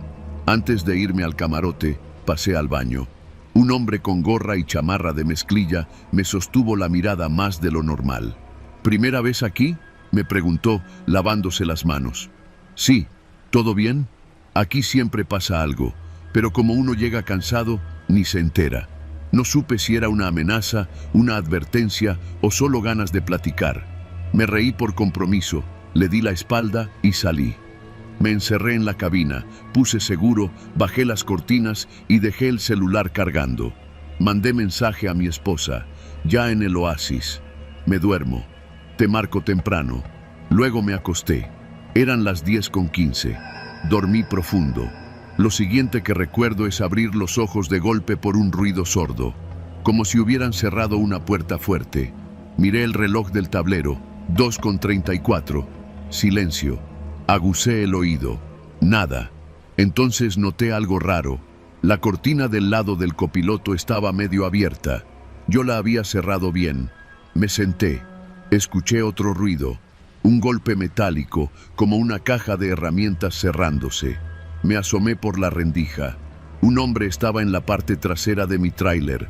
Llevaba guantes y una linterna en la boca. Forzaba el candado del remolque con una herramienta que parecía salida de una película de James Bond. Del otro lado del predio, otro sujeto vigilaba. Tomé mi celular. Sin señal. Intenté arrancar el tráiler. El motor no respondió. Giré la llave varias veces. Nada. Revisé fusibles. Todo en orden. Entonces me di cuenta. Me habían clonado la llave. No sé en qué momento. Tal vez cuando pagué en la entrada, tal vez mientras cenaba, o quizás mientras me bañaba. De alguna forma, habían accedido a mi sistema. Me bajé con cuidado. Llevaba una barra metálica que siempre cargo debajo del asiento. ¡Hey! ¿Qué chingados haces?, grité al encarar al ladrón. El hombre se echó para atrás. Tranquilo, tranquilo, no es contigo. El tipo del otro extremo sacó algo del pantalón. Un arma. Me metí de nuevo al camarote y me tiré al piso. Las luces del estacionamiento no se encendieron. Nadie vino. Era claro que todos ahí estaban coludidos. Después de unos minutos, escuché cómo los pasos se alejaban. Vi por la rendija. Se subieron a una camioneta blanca sin placas que salió por la reja trasera. Una reja que antes no había notado. Intenté arrancar de nuevo. Nada. Solo el pitido de error eléctrico. No me atreví a salir hasta que amaneció. A las 6 en punto, caminé hasta la caseta. ¿Todo bien?, preguntó el gordo, con el mismo periódico. Me quisieron abrir la caja. Llamé a la policía y no tengo señal. Aquí nunca hay señal, joven, pero no se preocupe, eso pasa. Esos hijos de la chingada ya no respetan nada. ¿Tiene cámaras?, le pregunté. No sirven desde hace 2 semanas, ya las vamos a arreglar. Lo miré fijamente. Sabía que me estaba mintiendo. Lo sabía, pero no podía hacer nada. Volví al tráiler. A los pocos minutos llegaron 2 patrullas.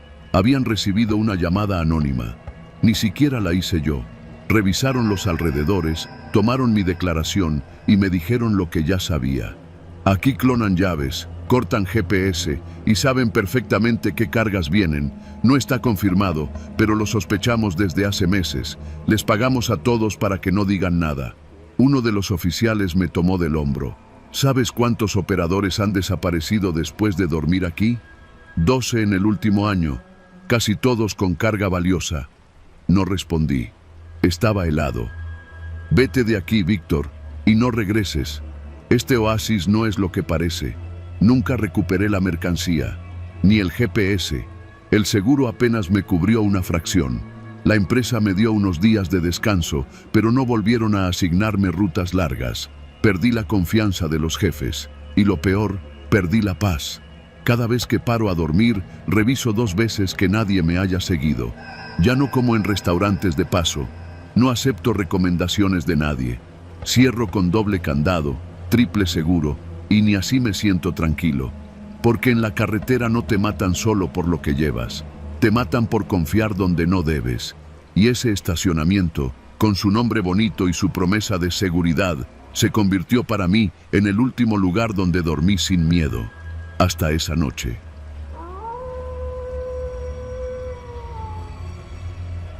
Me llamo Hilario Mendoza y soy operador de tráiler desde hace más de 20 años. Manejo una unidad de doble remolque con placa federal y mi ruta principal es la del Bajío al norte del país. Me sé los caminos, los baches, los retenes militares, los puestos de la Guardia Nacional y hasta los mejores baños de gasolinera para no acabar con hemorroides. Nunca me había detenido a pensar en que un simple cono naranja podía poner en peligro mi vida. Hasta esa noche. Eran casi las 2 de la madrugada cuando salí de Querétaro rumbo a Saltillo, transportando estructuras metálicas. La carga iba asegurada, sin complicaciones, y el cliente me había dado las instrucciones para no detenerme más que a cargar diésel en San Luis Potosí. Nada fuera de lo común. El camino estaba tranquilo. No había lluvia, ni neblina, ni tráfico pesado. Lo único que me acompañaba era el zumbido constante del motor y la música norteña que apenas salía de las bocinas viejas de la cabina. Llevaba la ventana entreabierta para que el aire frío me mantuviera despierto. Esa noche me sentía alerta, como si algo no estuviera bien, pero no sabía qué. Pensé que era cansancio. Pasando el kilómetro 133, antes de llegar a Villa de Arista, vi las primeras señales raras. Conos fluorescentes colocados en zigzag, ocupando los 2 carriles de la autopista. Y al fondo, una lona colgando que decía Revisión Federal, telepeaje. Me sacó de onda. No había telepeaje ahí. Conozco esa carretera desde que se construyó. No hay caseta, pero a veces hacen retenes móviles. Puede ser la Guardia Nacional, Caminos y Puentes, hasta el Ejército. Así que bajé velocidad. En la orilla del acotamiento había una camioneta blanca sin logotipos, con las puertas abiertas. 4 hombres con chalecos fluorescentes y lámparas se movían entre los conos, haciendo señas. Uno traía una tablet, como si estuviera registrando algo. Otro me apuntó con la linterna directo al rostro. Me cegó por un instante. Me hizo seña de que me detuviera.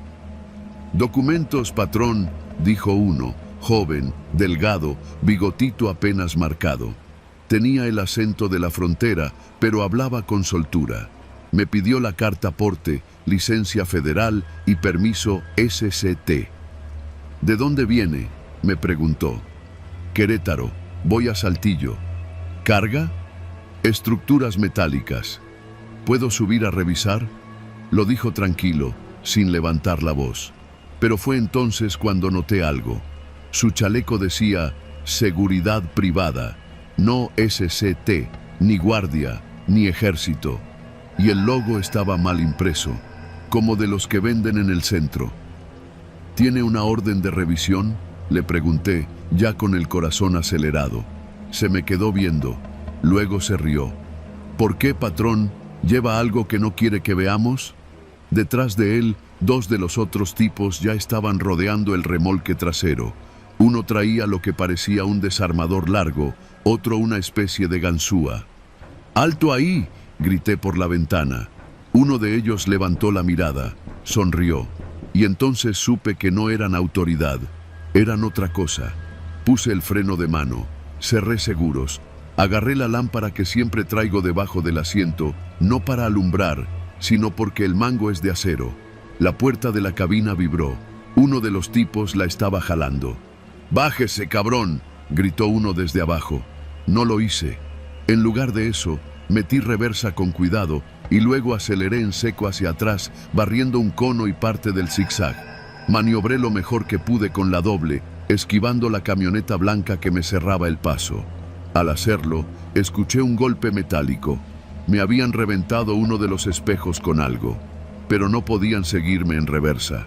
Puse directa y aceleré con todo, cruzando los conos, tirando la lona y dejando a esos cabrones atrás. Por los retrovisores vi que uno sacó una pistola. Escuché el estampido, pero el disparo dio en la lámina del remolque. Seguí manejando como si el diablo me viniera persiguiendo.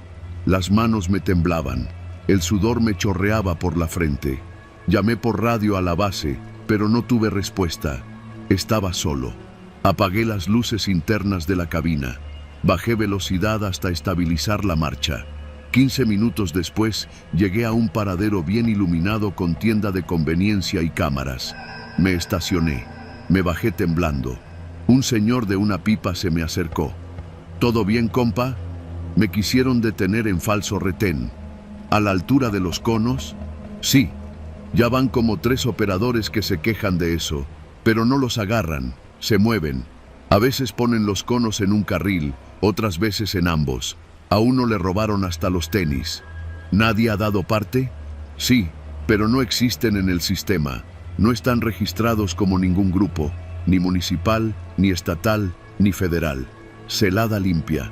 Llamé a la Guardia Nacional por teléfono. Me dijeron que mandarían una patrulla, pero que era común que los delincuentes usaran uniformes falsos y papelería apócrifa para simular operativos. Que tuviera cuidado, que si podía, no manejara de noche. ¿Y entonces qué hacemos los que vivimos de la noche?, le pregunté a la gente antes de colgar. A la mañana siguiente, ya con luz del día, regresé al lugar. No quedaba ni un cono, ni rastro de la lona, ni siquiera marcas de llantas en el pavimento. Solo había una pintura deslavada con las letras Kilómetro 133 y un grafiti que decía: «Aquí se llevan los que no preguntan». Desde ese día cargo siempre un bate en la cabina, una linterna industrial con peso de plomo, un gas pimienta y sobre todo cargo con la certeza de que la peor autoridad es la que parece real pero no lo es. Esa que se pone chaleco y te dice: «Revísame el remolque». Esa que finge protocolo, que habla educado, que parece saberse tus papeles. Esa que no necesita gritarte para matarte, solo necesita que le abras la puerta.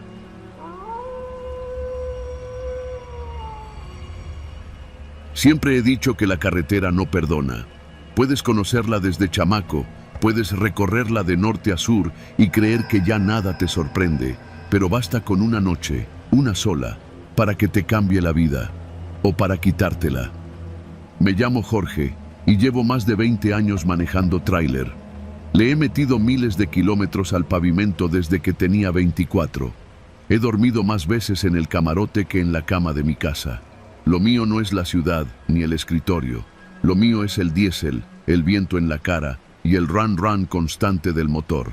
Y aunque muchas cosas me han pasado en la carretera, desde asaltos hasta levantar migrantes, lo que viví en la autopista Saltillo-Torreón hace como 6 meses, eso fue otra cosa.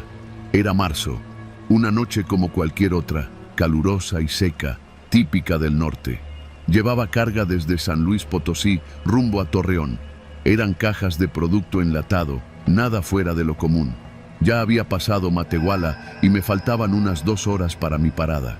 Me sentía cansado, pero no lo suficiente como para dormir. El radio apenas si se escuchaba y la carretera estaba vacía. Nadie va a esa hora por gusto. Había tomado la libre para evitar la caseta y justo pasando un tramo despoblado, ni señal de teléfono había, vi a una muchacha a la orilla del camino. Estaba parada junto a un mezquite, haciendo señas con las 2 manos. Traía jeans entallados, blusa clara y una chamarra amarrada a la cintura. Tenía el cabello recogido y la mochila colgada del hombro. No era normal ver a una mujer sola ahí, menos a esa hora. Frené con cautela, mirando los espejos. Siempre hay que dudar. Pensé que podía ser un señuelo, una trampa de los ratas para que me bajara. Pero ella se acercó rápido, casi corriendo, y antes de que pudiera decirle algo, ya estaba abriendo la puerta del copiloto. «Por favor, llévame», dijo, apenas subiendo. «No tengo a dónde más ir. Vienen por mí». Yo solo atiné a verla con cara de «¿Qué chingados está pasando?». Pero algo en su tono, en su mirada, me convenció de que no era ninguna trampa. Tenía los ojos grandes, desorbitados, y la respiración agitada. No olía a alcohol ni a drogas, solo a miedo. Arranqué. El tráiler rugió como despertando de un mal sueño. Le eché un vistazo de reojo, sin decir nada durante los primeros minutos. Ella tampoco hablaba, solo miraba por la ventanilla, con las manos apretadas en el regazo. Yo rompí el silencio. «¿Qué pasó?», tardó en contestar, y cuando habló, su voz ya no temblaba. «Me llamo Daniela. Me escapé de una casa. Estaba secuestrada. No supe qué decir. La carretera seguía recta, infinita, y el viento se colaba por las rendijas. Apreté el volante con fuerza. ¿Secuestrada? ¿Dónde?» «En un rancho, cerca de Cedros. Me tenían con otras 2 chavas. Unos tipos, no sé quiénes eran, pero anoche uno se puso pedo y me dejó la puerta sin seguro. Corrí, no me vieron. Me metí entre los cerros. Caminé todo el día hasta llegar a la carretera. La miré de reojo. No tenía señales de golpes visibles, pero su ropa estaba sucia y tenía rasguños en los brazos. ¿Y la Guardia Nacional? ¿Por qué no fuiste con ellos?». Se rió, pero sin alegría. «¿Y si ellos están con los mismos cabrones? No puedo confiar en nadie». Asentí. Lamentablemente, no era tan descabellado lo que decía. En esos caminos, la línea entre lo legal y lo criminal se borra. Seguimos avanzando en silencio. Yo pensaba, no podía dejarla en cualquier parte, pero tampoco podía ir directo a Torreón. Si lo que decía era cierto, y si esos tipos ya sabían que había escapado, seguramente estarían buscándola. Y un tráiler no pasa desapercibido. «¿Tienes familia?», le pregunté. «En Gómez Palacio, pero no quiero ir directo. Primero quiero ir a Zacatecas. Ahí tengo una tía que puede ayudarme. Si me encuentran antes». Entonces lo vi. A través del espejo lateral, noté las luces de una camioneta que venía a lo lejos. No era raro, pero iba rápido, demasiado rápido para ese tramo. Y lo peor, sin placas delanteras. «¿Esperas a alguien?», le pregunté. «¿Qué? ¿Por qué?», me respondió alarmada. «Tenemos compañía». La camioneta nos alcanzó en menos de 2 minutos. Era una Ford negra, polarizada, con faros LED. Pasó junto al tráiler, despacio, igualando mi velocidad. Alcancé a ver a 2 tipos en la cabina. El del copiloto volteó y me vio. Luego bajó la ventanilla. «Quédate agachada», le dije a Daniela. «No levantes la cabeza, no hagas nada raro». Ella obedeció sin decir palabra. Yo bajé la velocidad apenas un poco, como si no me importara. La camioneta siguió a la par unos segundos. El copiloto me hizo una seña con la mano. Un dedo hacia abajo, que me orillara. No lo hice. Seguí recto, como si no los hubiera visto. Ellos aceleraron un poco y se metieron delante de mí. Luego frenaron. Tuve que reducir la velocidad a la fuerza. No podía arriesgarme a embestirlos. Sabía que si me bajaban, me iban a matar. Y a ella también. Entonces tomé la decisión. Me abrí al carril contrario. La carretera estaba vacía. Y los rebasé. El tráiler rugía con fuerza. El motor pedía más. Y yo se lo di. Escuché un tronido. Un disparo. El cristal lateral estalló y el aire caliente de la noche se coló como una bofetada. Daniela gritó. Se tiró al piso del camarote. Yo seguí. No sé cuántos kilómetros pasaron. La Ford nos seguía. Intentaron alcanzarnos varias veces, pero el peso del tráiler les impedía maniobrar con facilidad. Yo sabía que tarde o temprano tendría que parar o que me iban a reventar las llantas. Pero tenía un plan. Pasando un tramo de curvas, desvié hacia un camino de terracería que conocía. Lo había usado hace años, cuando la autopista estaba en reparación. Me adentré sin luces, con el motor en segunda, tragando polvo y piedras. El camino era angosto y peligroso, pero mejor que morir. La Ford pasó de largo. No me vieron metiéndome. Apagué el motor. Silencio total. Solo el tic-tic-tic del motor caliente y el chillido de los grillos. ¿Estás bien?, pregunté. Daniela se asomó desde el suelo. Tenía sangre en la frente, un rasguño del vidrio, pero nada grave. Le di mi chamarra y le pedí que se quedara quieta. Saqué el celular. Sin señal. Esperamos 1 hora, luego otra. Cuando estuve seguro de que la camioneta no volvería, regresé al camino, despacio. Ya había amanecido. El cielo era una franja naranja sobre el desierto. Casi al mediodía, llegamos a Zacatecas. No entré a la ciudad. La dejé en un punto seguro, cerca de un Oxxo, en una colonia tranquila. Me pidió mi nombre. No se lo di. Me dio las gracias y se bajó. Esa fue la última vez que la vi. Días después, escuché en la radio que habían encontrado una casa de seguridad abandonada en Cedros. 3 mujeres desaparecidas, pero solo una había logrado escapar. No dieron nombres, no hicieron escándalo. Nadie fue arrestado. Pero yo supe la verdad.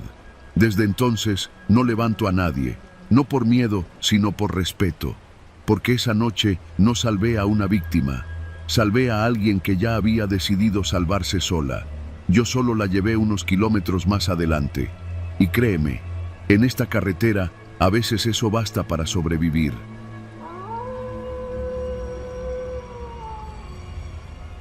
Yo llevaba poco más de 5 años trabajando como trailero. Rutas largas, poco sueño y muchas horas de silencio en la cabina. Aprendes a desconfiar de todo, del que pide ride, del que se te empareja en la madrugada, incluso del que te sonríe en la gasolinera. Pero lo que me pasó aquella noche, eso no lo vi venir, ni con toda la desconfianza que uno carga encima. Era martes, acababa de salir de una bodega en Irapuato con destino a Cuautla, en Morelos. Llevaba el camión cargado con papaya, 27 cajas, todas bien etiquetadas, cerradas y aseguradas. Era una carga normal, nada fuera de lo común, pero el cliente la quería a primera hora, así que salí de madrugada. Tomé la carretera federal, evité la de cuota para no quedarme sin gasolina, eso ya me había pasado antes, y preferí el camino largo pero más seguro para mí. Todo iba en orden, poca gente, carretera tranquila, música baja. Había pasado a Paseo El Alto y ya casi llegaba al tramo de Huichapán cuando vi las luces. Unos conos naranjas bloqueaban un carril y una camioneta blanca sin logos estaba atravesada, con las luces altas encendidas. Había también una lámpara portátil alumbrando directo a la carretera y 2 tipos con chalecos reflejantes que decían Guardia Nacional. Frené. No porque me sintiera culpable de algo, sino porque uno no se juega la vida contra un retén. Falso o no, más vale aparentar que cooperas. Uno de ellos se me acercó por el lado del conductor y el otro se puso en la parte trasera de la caja. «Buenas noches, jefe», me dijo el primero. «¿De dónde viene?» «De Irapuato», contesté sin titubear. «Llevo fruta, papaya». Me miró con una sonrisa que no me gustó nada. No era cordial. Era como esas sonrisas que uno ve en la cárcel, como de quien ya decidió algo por ti. «¿Me permite su licencia?» Se la di. Revisó sin prisa, sin siquiera mirar bien el plástico. «¿Puede bajarse un momento, por favor? Vamos a hacer una inspección rápida». Me bajé. Otro camión ya estaba detenido más adelante, pero no vi al chofer. Tal vez estaba dentro, dormido, o tal vez ni siquiera estaba. El tipo que me pidió la licencia se acercó a la parte trasera con su compañero. Hablaron en voz baja. No supe qué decían, pero por cómo miraban la caja, supe que no les interesaba la fruta. «¿Y estas cajas?», preguntó el otro. «¿Quién las cargó?». Personal de la empacadora, yo solo manejo. ¿Tiene guía de embarque? Se la di también. Todo en regla. ¿Podemos abrir una? No podía negarme. Así que me limité a hacer un gesto con la cabeza. Usaron una palanca para quitar los seguros de una de las cajas.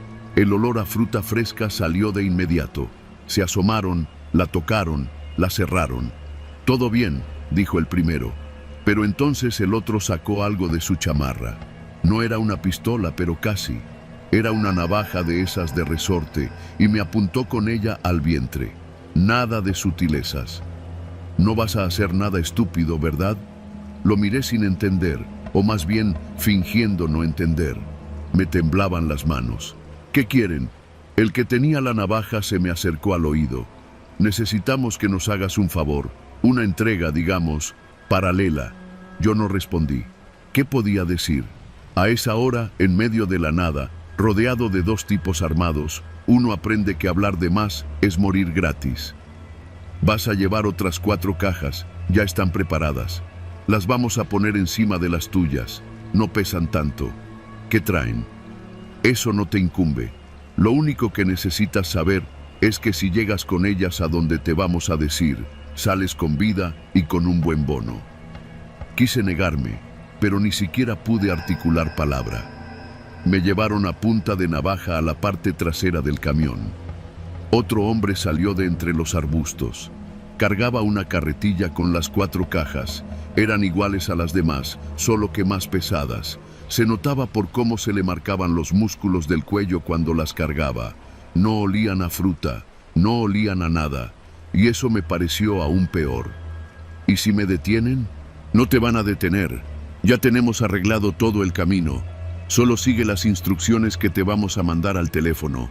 «Ah, y no intentes pasarte de listo», me dijo el del chaleco, ya sin sonrisa. «Tenemos tus datos, tu licencia, sabemos tu ruta y... bueno, digamos que sería muy triste que tu familia supiera lo que traías, ¿no?». Esa fue la amenaza final. Se subieron a la camioneta blanca, quitaron los conos y desaparecieron en el camino. Yo me quedé ahí parado, al lado de mi camión, sintiéndome el chofer de una maldita carroza fúnebre. Volví a subir, encendí el motor y manejé. Los mensajes no tardaron en llegar. Me indicaron que desviara por un camino secundario después de Tula. No eran muchos kilómetros, pero eran los más largos de mi vida. Durante ese tramo no encendí la radio, no comí nada, no pensé en otra cosa más que en esas cajas. Me imaginaba lo peor: cuerpos descuartizados, restos humanos metidos en bolsas, quizá cabezas. Pero lo que me quebró fue pensar que no estaba transportando cosas, sino historias truncadas. Gente que alguien mató y metió en cajas, como si fueran basura. Y yo era el que las llevaba al siguiente destino. Cuando llegué al lugar indicado, era una bodega abandonada a las afueras de un poblado sin nombre. Una camioneta me esperaba. Se bajaron 2 tipos, sin decir palabra. Abrieron la parte trasera y sacaron las cajas como si fueran mercancía cualquiera. Uno de ellos me entregó un sobre manila. «Aquí está lo tuyo», dijo. «Ya te puedes ir, no digas nada, no regreses por esta ruta, nunca». No respondí. No tomé el sobre, solo cerré la caja y me largué. Manejé sin mirar atrás, hasta Cuautla, hasta el punto de entrega original. Entregué la papaya como si nada. Nadie preguntó por las cajas extras, nadie revisó el peso, nadie notó nada. Dormí en una pensión de mala muerte esa noche, pero no pegué el ojo. Y al amanecer abrí el sobre. Había dinero, muchos billetes, más de lo que ganaba en 3 meses. Lo tiré al río, no por decente, por miedo. Nunca hablé de esto, hasta hoy, porque anoche soñé con esas cajas, y en el sueño, una de ellas se abrió sola, y dentro había una niña. No lloraba, solo me miraba.